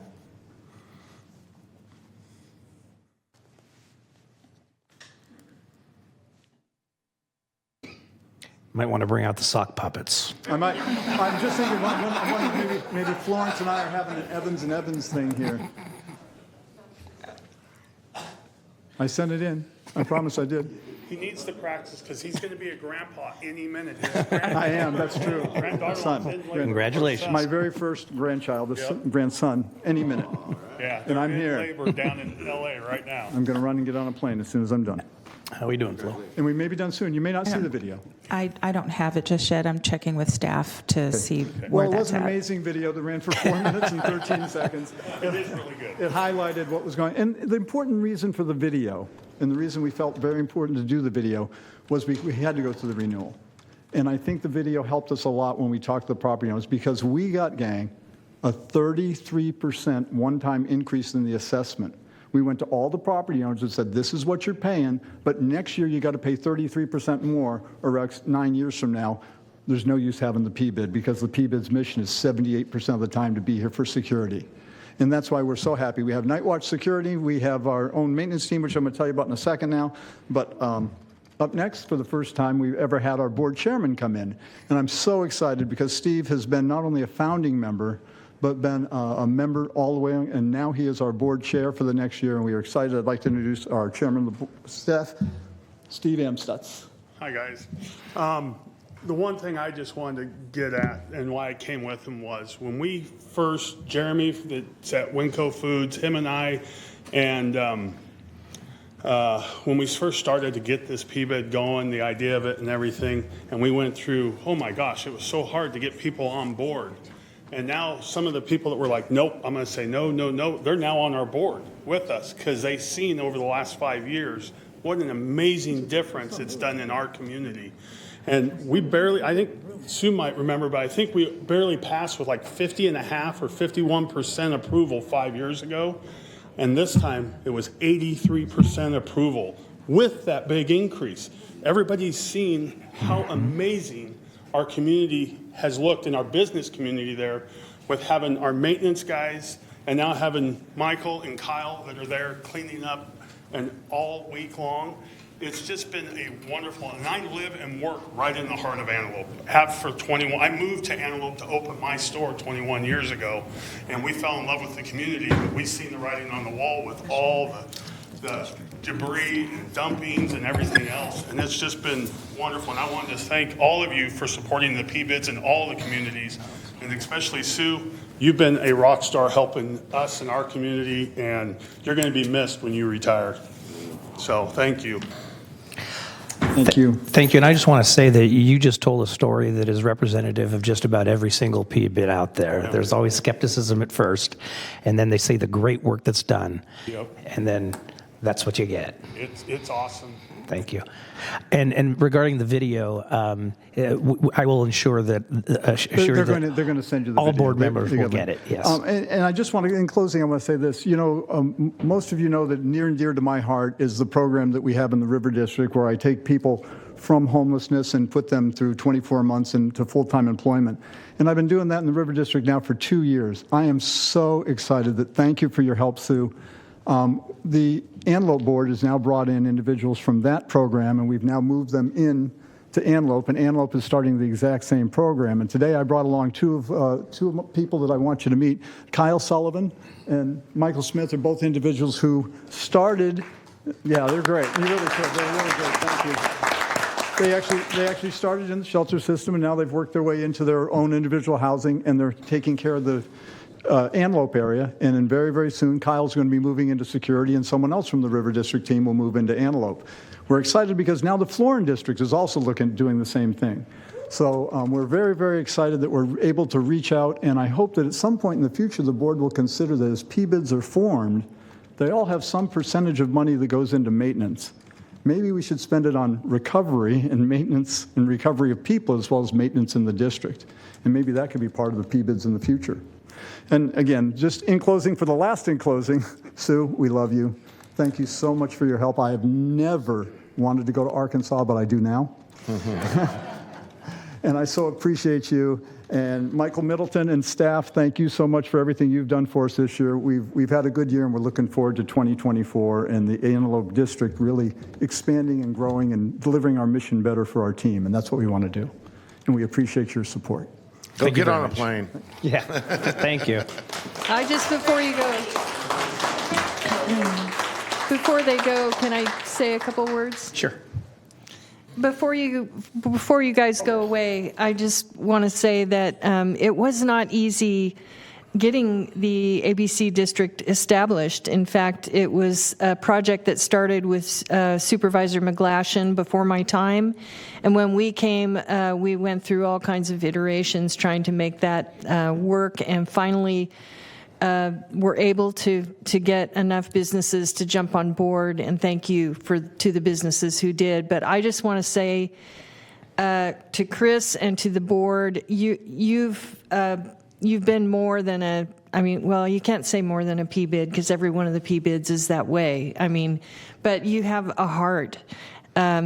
And you're out there in the middle of the night talking with people who you've told me the stories about the fentanyl and the things you've seen, and you're doing something about it. And I'm really excited. I've been to the River District and had hamburgers with everyone, and they're all amazing. And I'm so excited that you're bringing it to Antelope. Thank you so much for all that you guys are doing. I can see why 80% voted yes. I was running to go see a grandchild, but now that you mentioned the burgers, I just want to remind you there's still 2 or 3 of you that have not been down for burgers on Friday. I'm looking at you.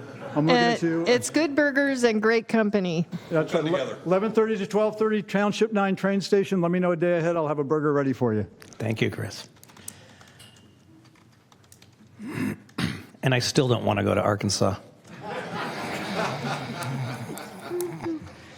Okay, but before we move on to the next, I do want to apologize for the video link issue, and we'll make sure everybody gets a copy of that. Thank you. Next up, we have our Art and Arcade PBID. You got my video, right? Do have a presentation, though. Yes. So, good afternoon. Technically, it's still noon. No, morning. Sorry. You screwed me up. Anyways, my name's Dion Dwyer, and I'm with the Art and Howe Business Alliance. And I stood here a year ago just getting the Property Business Improvement District up off its feet. And so in the last 6 months of 2023, we were very active, and I just want to walk you through a few quick slides about what we did last year. So quick overview of the, how did I move this slide? There we are. Quick overview of the area. Since this is new PBID, I want to throw the map up for you. How Arden House starts at the county line, runs down Arden Way to Watt. We also cover an area south down Ethan and Howe to Strong Ranch Slough. And the district is comprised of 410 businesses and 163 property owners. And in 2023, Chris Bronchini served as our board of directors chair. We utilize 2 contractors for daily services within the district. We have services 7 days a week. Sacramento Protective Services for security and Accurate Cleaning for maintenance. A few of the highlights of the cleaning team in 2023. We picked up almost 25,000 pounds, and that's just in 6 months. I love my little figures, but just imagine that 8 fully loaded semi-trucks of litter and debris that we picked up off Arden Way, Ethan, and Howe. When you look at the safety side, In the 6 months, we effectively answered close to 6,000 calls in the last 6 months of 2023. And like the board chair that was here prior, as we have conversations and we go around our community, we really have seen a difference and the impact that the Property-Based Improvement District has had, especially with the safety team. During December, the holiday months from Thanksgiving until New Year's Day, we were actually able to put 2 security officers on patrol, and we were covering the district from 7 a.m. until 3 a.m., really focusing in the shopping lots and the retail centers to make sure we had a safe environment for the shoppers.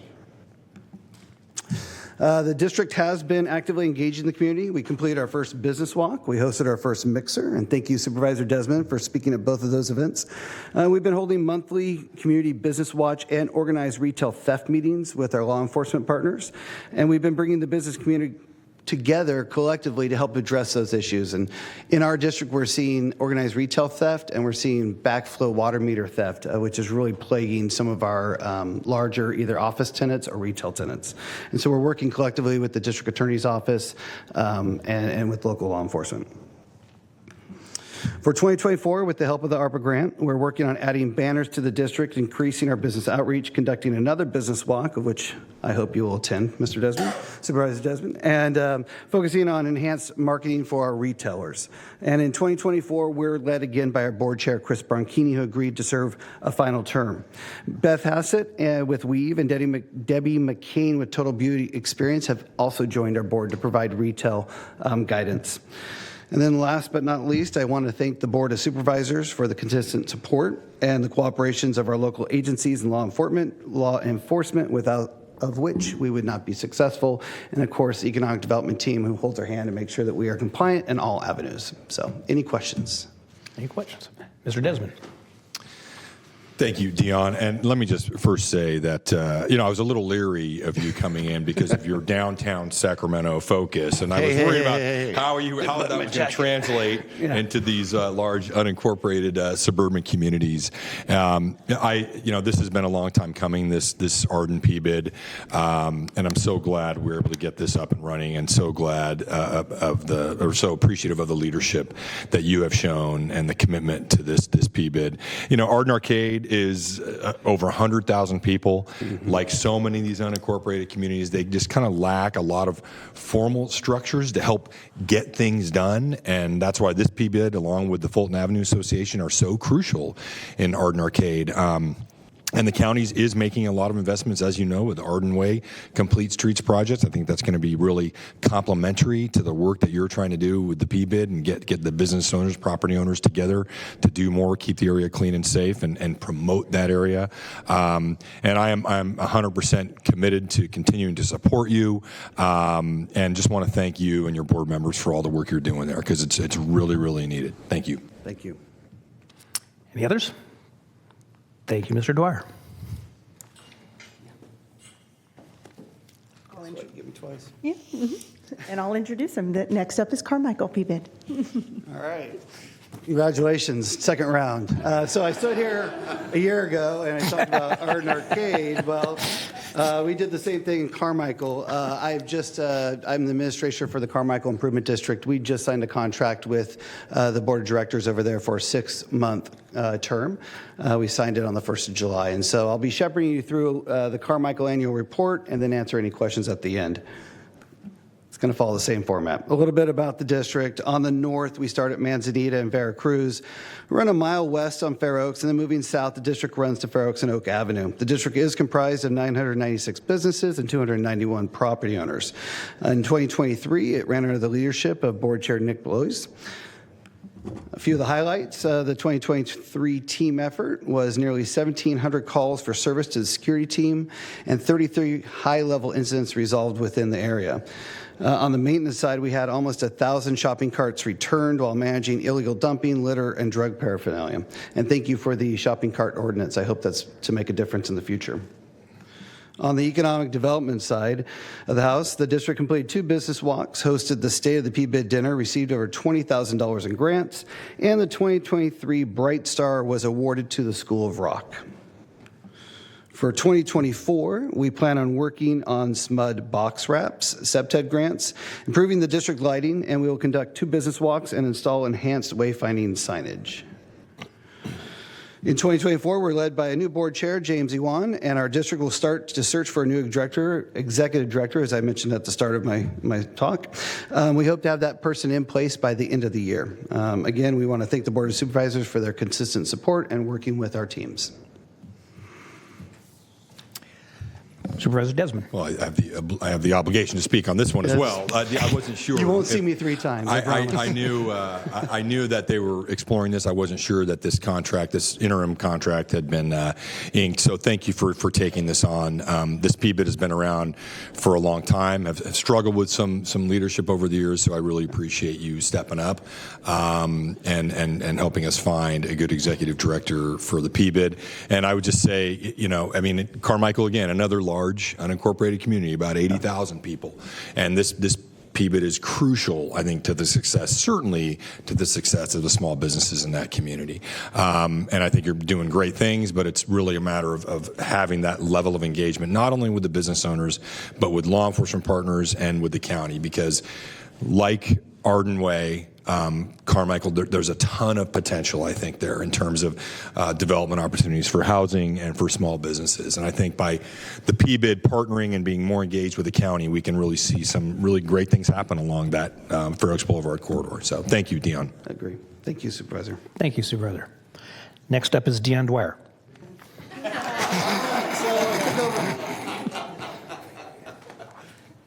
I was going to do that same joke. Okay, next up, we have Florin Road PBID.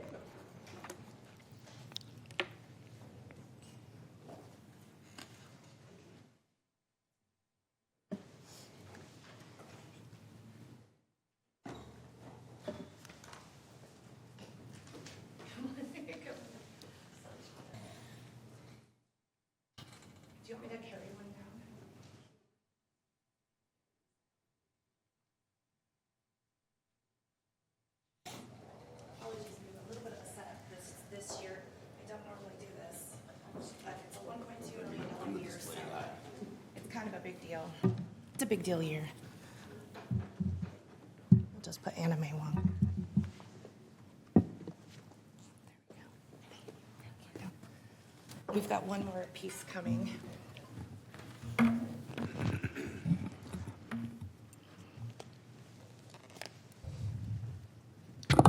Dion, next year, would you bring some nice artwork and pretty up the podium for us? Thank you.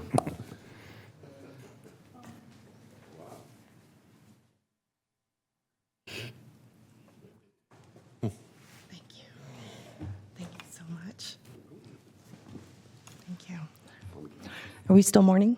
Here it is. Okay. Good morning, Sacramento County Board of Supervisors. My name is Corey DeRue, and I'm the Executive Director of the Florin Road Partnership.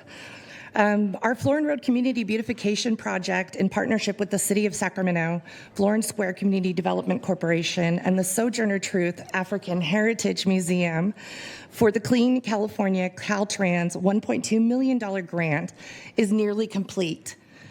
Begun in 2022 and wrapping up in late 2024, our program will have launched 4 new murals, 37 new youth-designed art banners, 11 Big Belly trash wraps, 18 cigarette towers or trash cans for businesses to use, weekly student-led litter surveys. I believe you met our Hooked on Fishing kids earlier. Those are our kids. Weekly student-led litter surveys, quarterly community cleanup events, and extensive marketing.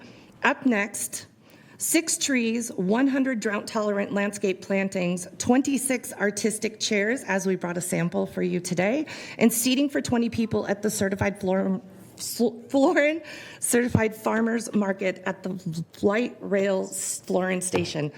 Say that 5 times fast. We do have a very short video for you today to show what we've got, but I would like to introduce you to my friend Shauna McDaniels, who joined me here today by invitation. She is the founder and the brain of the Sojourner Truth African Heritage Museum, proudly housed in the Florin PBID district. Please, Shauna. Greetings. How are you doing today?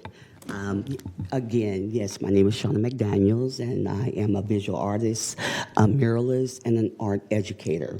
Our team of artists at the museum, we worked extremely hard for the past 30 years to help beautify our community with murals and public art. And the people chairs, as we refer to them, here's a sample here today, is one of the public art pieces that we designed to beautify Florin Road.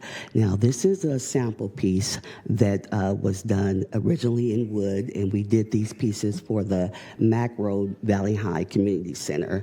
But the chairs didn't last, so we went back to the drawing board, and we met with a metal artist, and now we're going to be presenting 26 large metal chairs down Florin Road.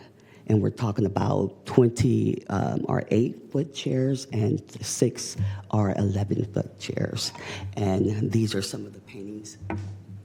Some of the paintings that we have here today are all dedicated to artists of the Harlem Renaissance. We have Alfredo Martinez, Anna Mae Wong. We're going to have one of Frida Kahlo, and we have Lois Mailou Jones. We also call these the Harlem chairs, so you might hear me calling them that. This one in particular was sat in by Governor Newsom when he came to Luther Burbank High School for one of our launch programs for this California Clean Grant. This right here is a famous artist during the Harlem Renaissance. So you will see this chair as a 10-foot chair. The seat of the chair will probably start about right here and goes way up into the sky here. So this will be the chair. When people see it, they'll see it as Mr. Martinez will have a QR code on it, and the public will learn about these amazing artists from the Harlem Renaissance. Lois Mailou Jones was another famous artist. We have Jackson Pollock. We have a number. We have a lot of artists and a lot of influencers that have really changed the course of our history. Yes. So we're going to show this short video, if you don't mind. Metro Cable, can you play the video now?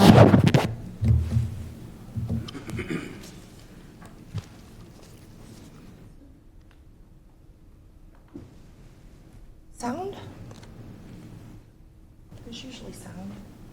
Yeah, usually it's saying We're- something. We can't hear the sound.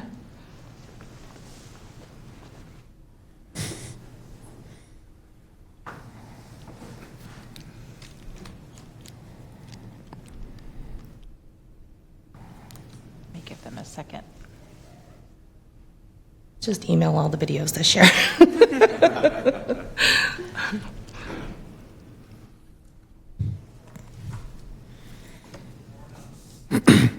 Note to Dion, don't bring a video next year.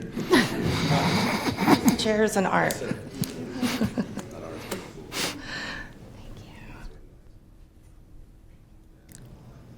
Okay, well, soundless.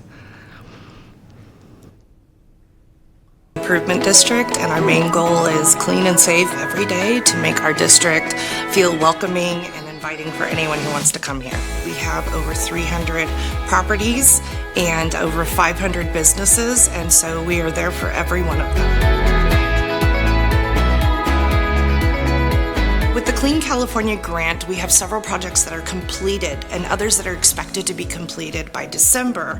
At this point in time, we have already launched all of our Big Belly solar trash compactors for the trash wraps. So we've added a cigarette stub plate so folks can put their cigarette out and put it into the Big Belly before causing problems in our community.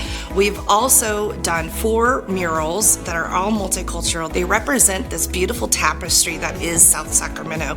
We have such a multicultural community, and it's really amazing to have this art on the side of Food Max that represents our grandmothers quilting together in multiple communities, stitched together as one, which is really who we are.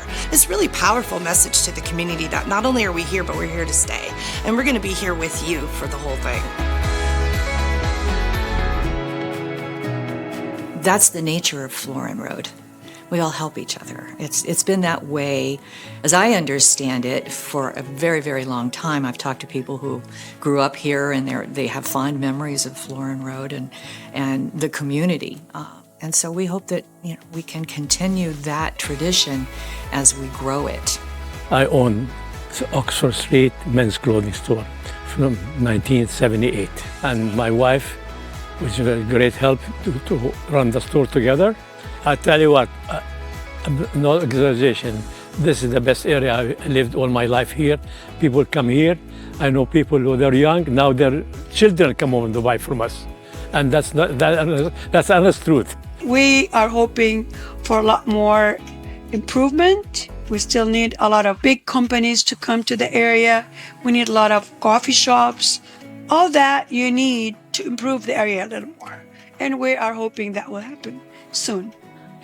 One of the unique aspects of Florin Road in our district is the fact that we have so many restaurants and food choices that will just blow your mind. They shop the local farmers market for the fresh produce right here.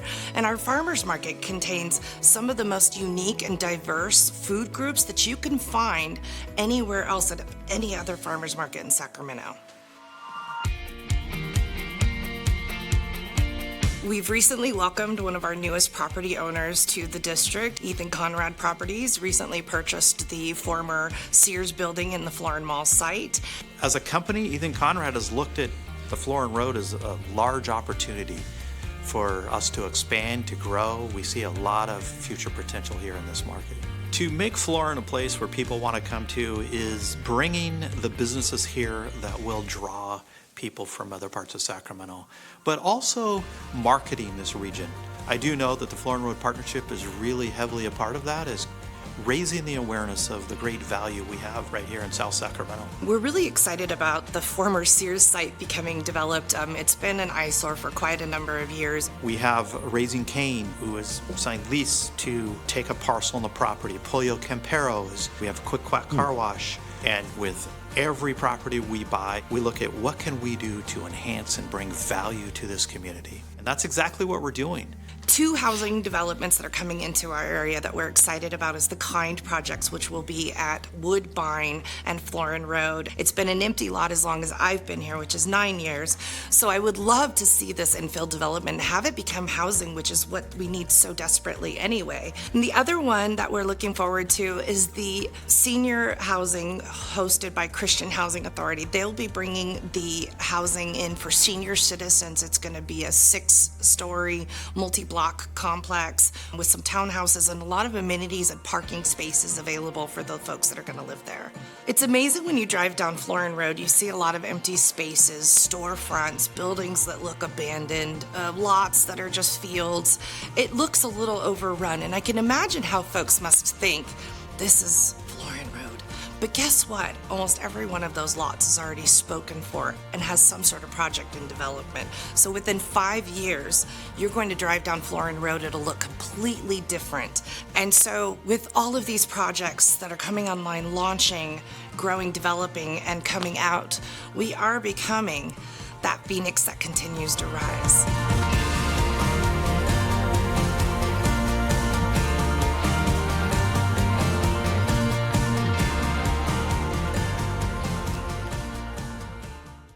Thank you very much. Thank you. Thank you.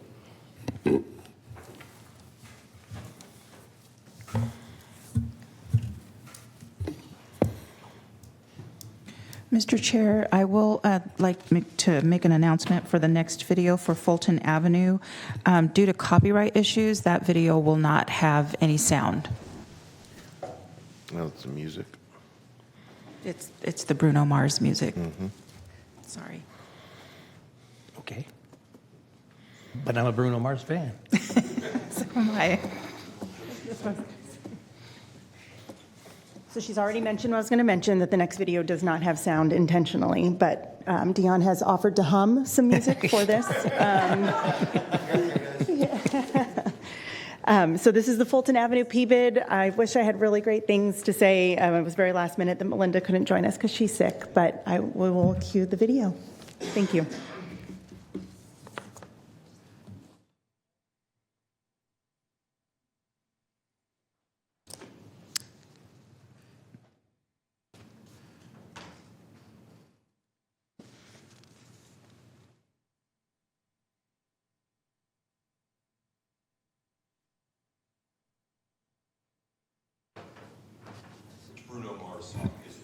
I'm more worried. I mean, if you have motion sickness, don't. Yeah, I was thinking that.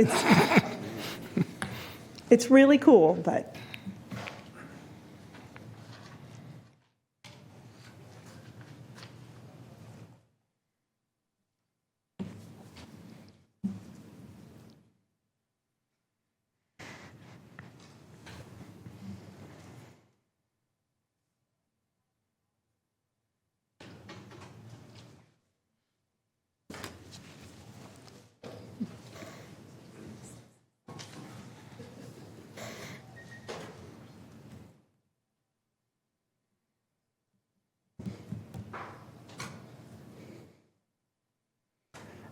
I don't do well with silence, so I will mention. I know that's shocking, but one of their upcoming improvements, Fulton Avenue and Capital City Freeway overpass improvements, they're planning on funding a variety of aesthetic improvements to the overpass, including landscaping, monument signage, painting, lighting, and other treatments.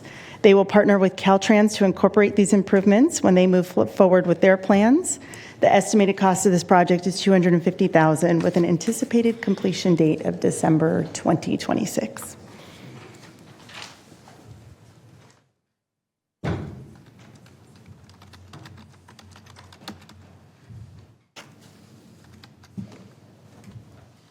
And Mr. Chair, if you don't mind, while we're watching this, I'm sure if Melinda were here, she would also mention the amazing support from District 3. Oh, absolutely. For this P-bid. So I just want to put that in, Yes. make sure it wasn't lost. All right. Not to mention its humility. I did hear you had hamburgers with them, so.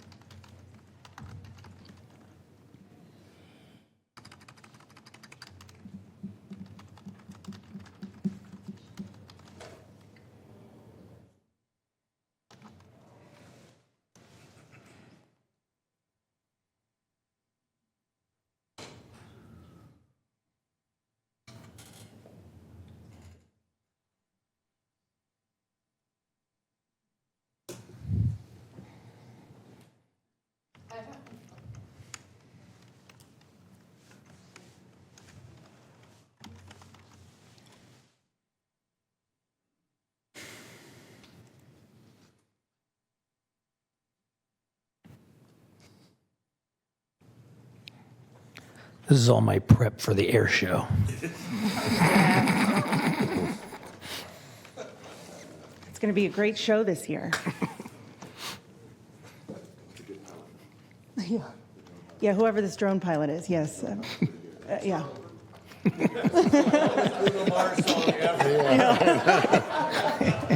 Mike, what was the song? Do you remember? No? Okay. There it is. Yeah, the extended cut. Okay. Next up, Watt Avenue P-bid. All right. Yeah.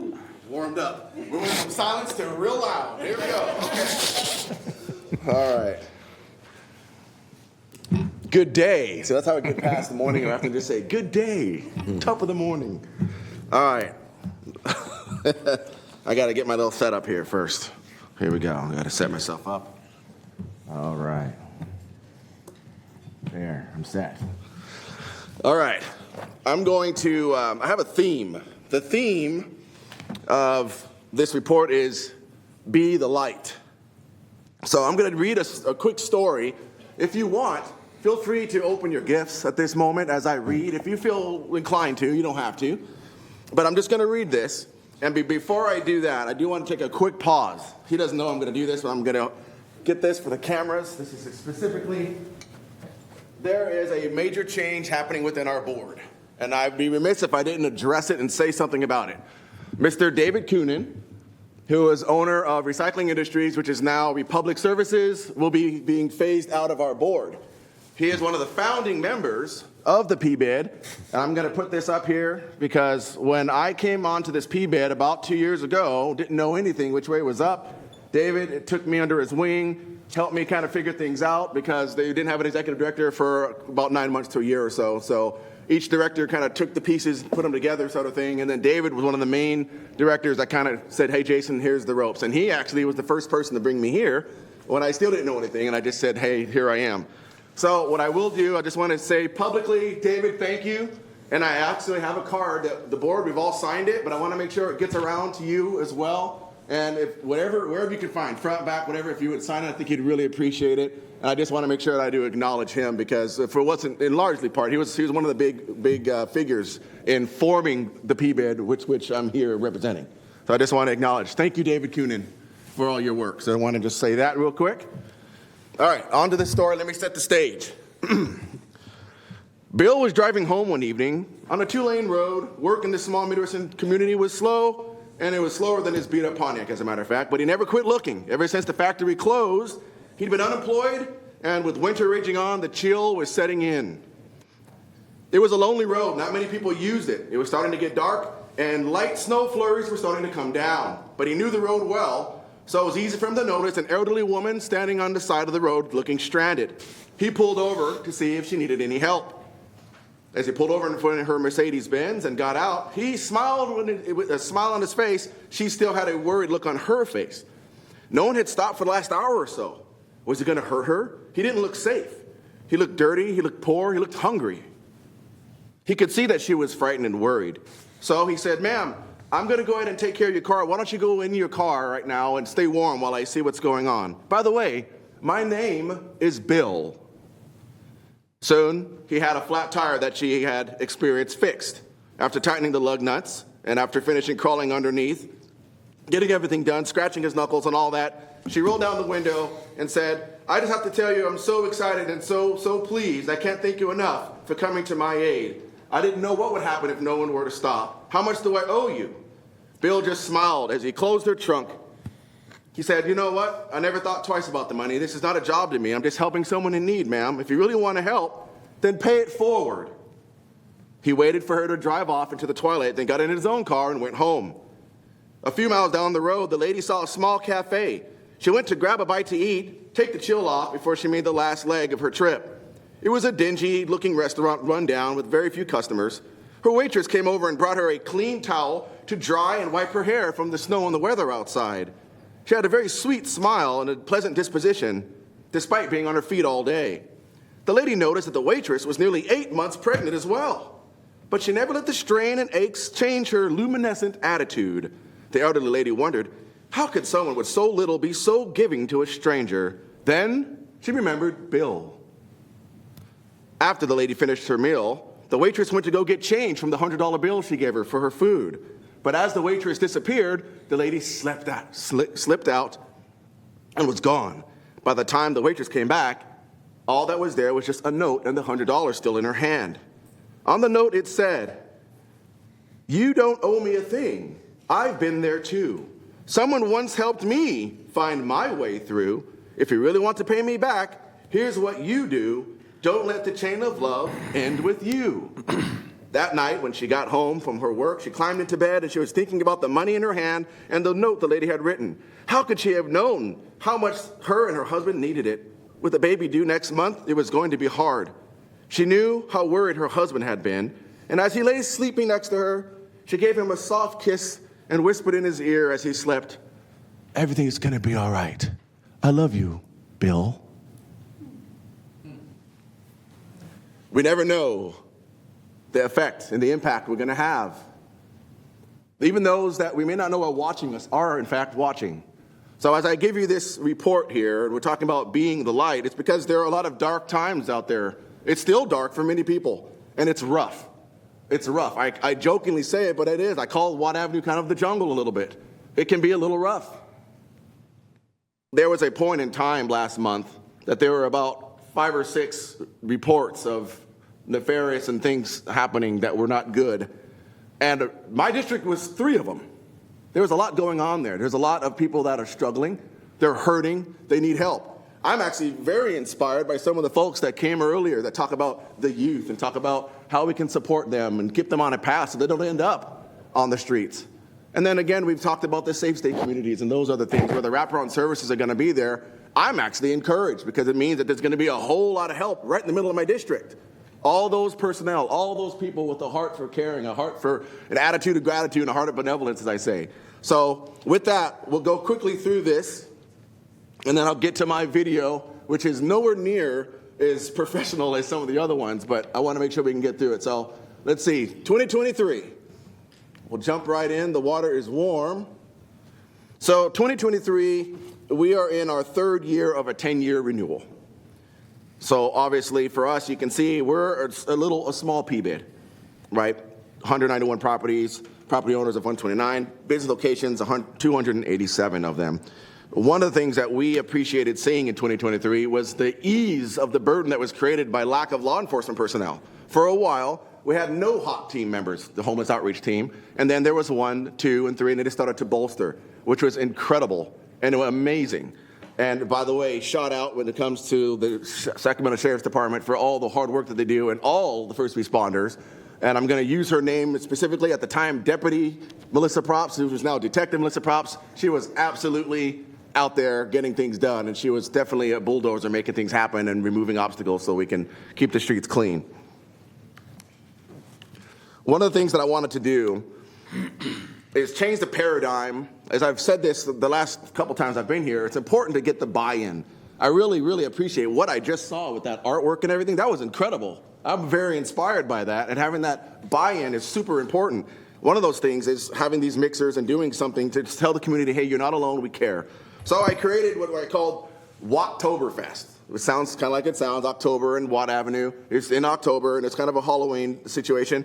What was very encouraging were the number of businesses and community members that donated either time, food, venue, prizes, well, you name it, upwards of $3,500 worth of in-kind, whether it's venue and all that, were donated for that event. And I thought that's a very amazing thing.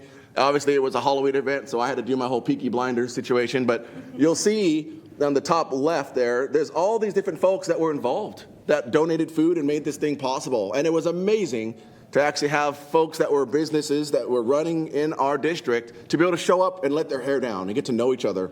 Instead of just driving down Watt, just driving by, now they can actually put a face to a name to that place that they're driving by because they're getting to know each other. And I want to do more of that, because that's going to be very important, especially as we work through Complete Streets, especially, and even more importantly, as we get through this safe state community that's going to be coming up next. We really got to have everybody pull together, and not this I and me, but us and we, as I like to say. So as far as security statistics, as I take my thumbs up with Officer Calloway over there, fellow bike rider, officer-initiated calls. You can see the stats there. I'm not going to go through every single one of them, but they're in green. Green is good, red is bad.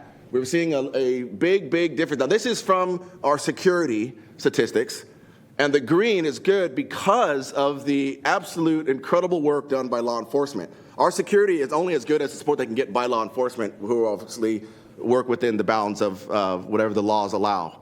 So where the numbers are headed in the right direction, everything in parentheses was last year, and then everything in bold is this year. So that's what you're going to see there. And I kind of do that because I'm a visual guy. I like to see it right in my face. Maintenance and beautification. At the very bottom, you'll see lights, and you'll see me with the hard hat on. One of the things that I've always been preaching about, and I love that the fact that we're doing a Complete Streets, because I feel like we're working hand in hand doing the same thing, is let's light things up. Let's make things feel clean and feel good. After they're done making new roads and new sidewalks and doing all this, let's actually light it up and make it look nice. Let's make it sparkle, and people will actually get into a situation where they start caring because, wow, this does look good. Look at my new sidewalk in front of my building. Look at how my new, the going down Watt Avenue and going to work or leaving. It feels good. I want to take care of that. So I'm working very closely with SMUD. Thank you for SMUD. They've been a very, very powerful partner in helping to subsidize the cost of adding new LED lighting and things like that. So I've used some of the connections I've had in previous capacities to help make the dollar stretch, as it were. Maintenance statistics. Again, red is not necessarily as good. We have seen some things go up, some things go down. Bags of trash, we've seen them go down. One thing with the shopping carts, which someone mentioned that ordinance, we definitely hope that the ordinance keeps going. I don't know what happened, But yeah, we've had a lot of shopping carts, 132% increase in shopping carts. We went from 248 to 575 in 2023. I can't explain why, but that's what had happened. Now, one thing I do want to point out, if you look at hazardous items went down 44%, 804 last year to 451. And I attribute that, again, to law enforcement being very assertive and doing all the things they need to do to help remove those encampments that sometimes happen in these pockets. And if you relieve that, and you don't have as many encampments, then there's not as many needles and other things on the ground. Now, I will have a caveat to that, because as I was kind of rehearsing this a little bit the other night, I thought to myself, well, but also fentanyl doesn't require a needle either. So there's still that issue. We still have to consider, okay, I don't know what the statistics are, the data is in the sheriff's database, but I know this is showing hazardous items are down, but they also have a whole different database. So with the fentanyl being a problem as well, something to look into, hopefully, I'd like to think that that's still a major problem, but I know that it really is. I met a mother just a couple weeks ago whose children passed from that. So that we still have a ways to go. The wraparound services, again, I'm looking to lean on them to help us with people that need help in that area. So speaking of Safe Stay, again, we talked about collaboration. You are a very, very large part of it, right? You hold the keys to doors that open it up so people like us can go through them. You help me remove obstacles or go up through and around them. And then also Chamber of Commerce. There's Emily there. You can see her and sitting with one of her tiny homes in the middle picture at the bottom there. I think that's the Florin Road location. I was there for that opening just to kind of check things out and see what I might be looking forward to. And then getting other communities like the BOMA. Had the pleasure of being one of the keynote speakers there. And I looked at that room and I told the room, I said, hey, when I look out of this room, the BOMA, the Business Owners and Managers Association, so I don't see business owners and managers. I see coaches. I see mentors. I see people that have the capacity for those youth and other people to say, hey, there is something different for me than just being on the streets or just twiddling my thumbs or who knows what. So I think it's very important to get the business owners and people that had a plan, they had a goal, and they've had some successes and accomplishments to say, hey, you can also do the same thing, young person, or even if they're not young, they just fell off the wagon. You can get back on it and you can make yourself a success. So specific projects, obviously I've mentioned it again, there's a Safe Stay that we're going to be looking forward to. I am looking forward to it because I think it's going to be something that's going to be very helpful if it's done right, obviously, right? If we have all this wraparound service, I'm going to say it again. If it's done right and executed properly, it will be a dramatic, powerful, and effective measure in helping people to rehabilitate themselves.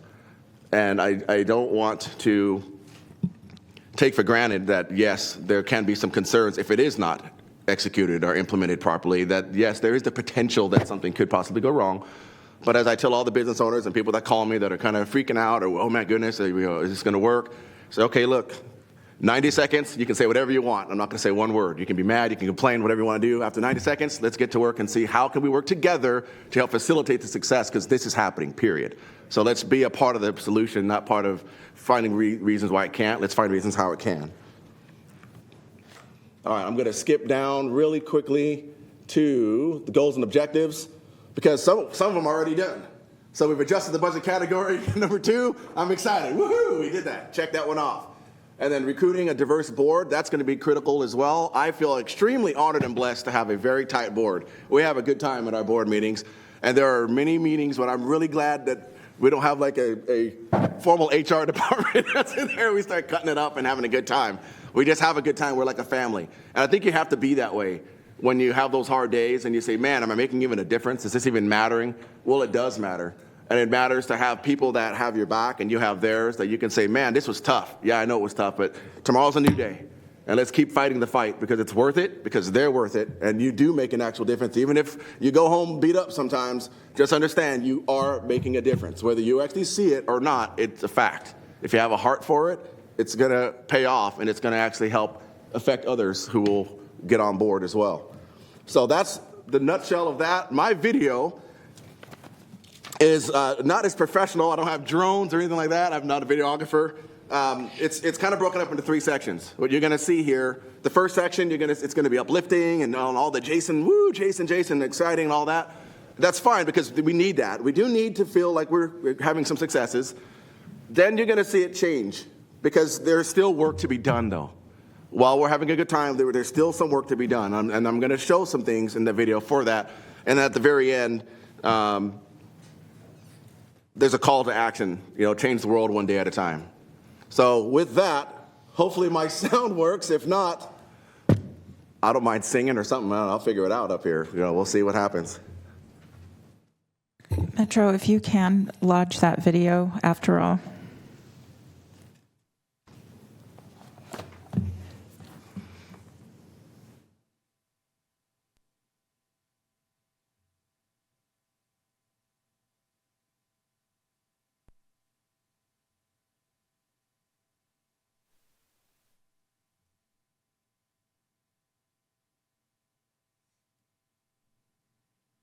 Oh, I get no sound either, huh? Do we have sound? Maybe? Metro, we don't have any sound.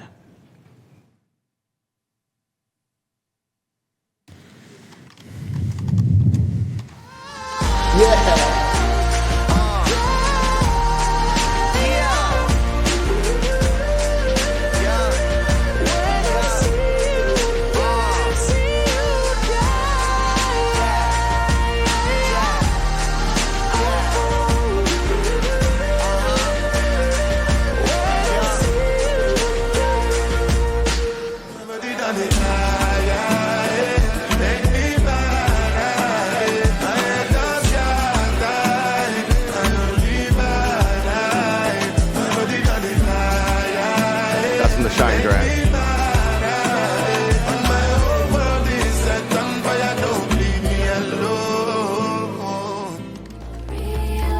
This is a thank you to all of you.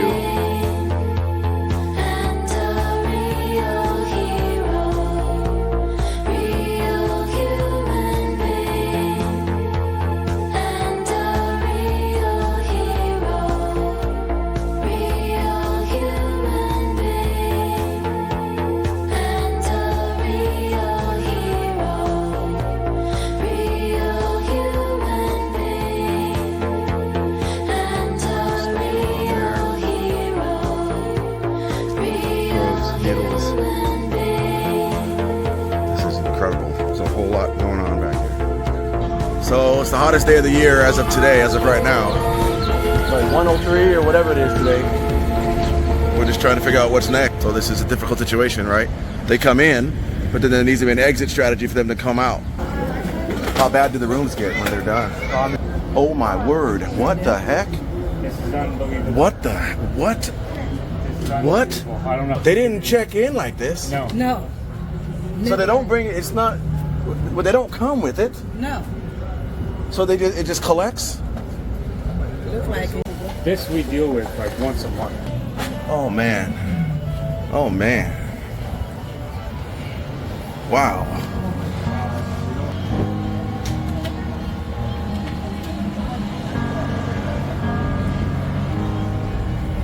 This is a problem. They don't show up with this much stuff, but then they end up accumulating this much stuff. What are we supposed to do? How do we actually make this thing work? And what are the rules? Wow, what the heck? This is, it must be a full moon tonight because. Let's change the world. Let's change the world. Let's change the world. Let's change the world. Let's change the world. Let's change the world. Let's change the world. Thank you.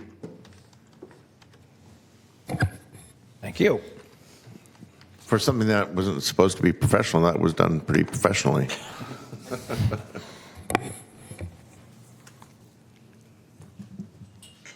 Supervisor Desmond. So I won't repeat myself, but I mean, thank you, Jason. I just made a few comments at the other item. Thank you for the work you're doing. And one thing I want to just give a shout out to Community Strong Strategies. We have Tracy, Richard, and Carly here. We're able to take some ARPA funds, District 3 ARPA funds, to enter in a contract with Community Strong Strategies to provide strategic capacity building and other assistance to the PBIDs in District 3 and several of the chambers of commerce. So I really appreciate you being here today and appreciate the support support you provide to Watt, Carmichael, Arden, and Fulton Avenue Association. I think I've heard a lot of feedback from the directors, both from the PBIDs and the chambers, that it's really making a big difference. So just want to give you a shout out. Thank you for your work as well. Absolutely, I second that. And that will be on my report for next year of 2024, is what they're doing, because it's incredible. And I thank you very much for that. Thank you. Thank you. Okay.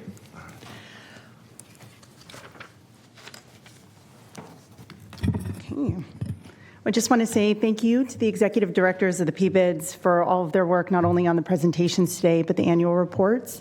And a special thank you to Mr. Mike Middleton for all of his work. He does all of the coordination, staff time, administration for these districts. And so we really appreciate you, Mike. At this time, staff would like to recommend the approval of the annual reports and resolutions to authorize the levy assessments for fiscal year 2024-25. Thank you. Thank you. Do we have any public comment?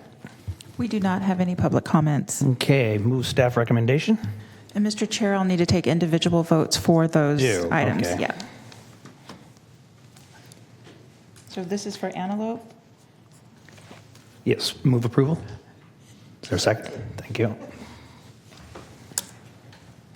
Unanimous vote.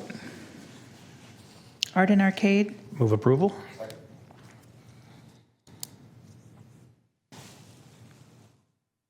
Sorry, if you can vote. Thank you. Unanimous vote. And then for Carmichael. Move approval. Unanimous vote. Florin Road. Move approval.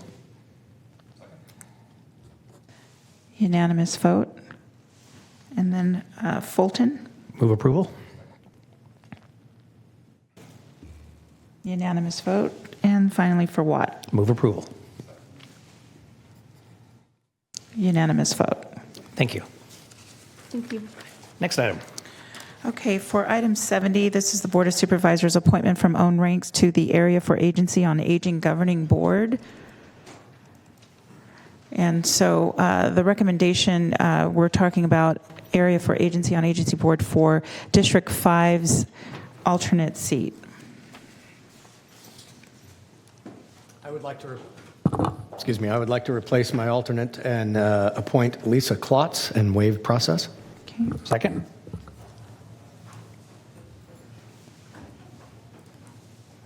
Unanimous vote.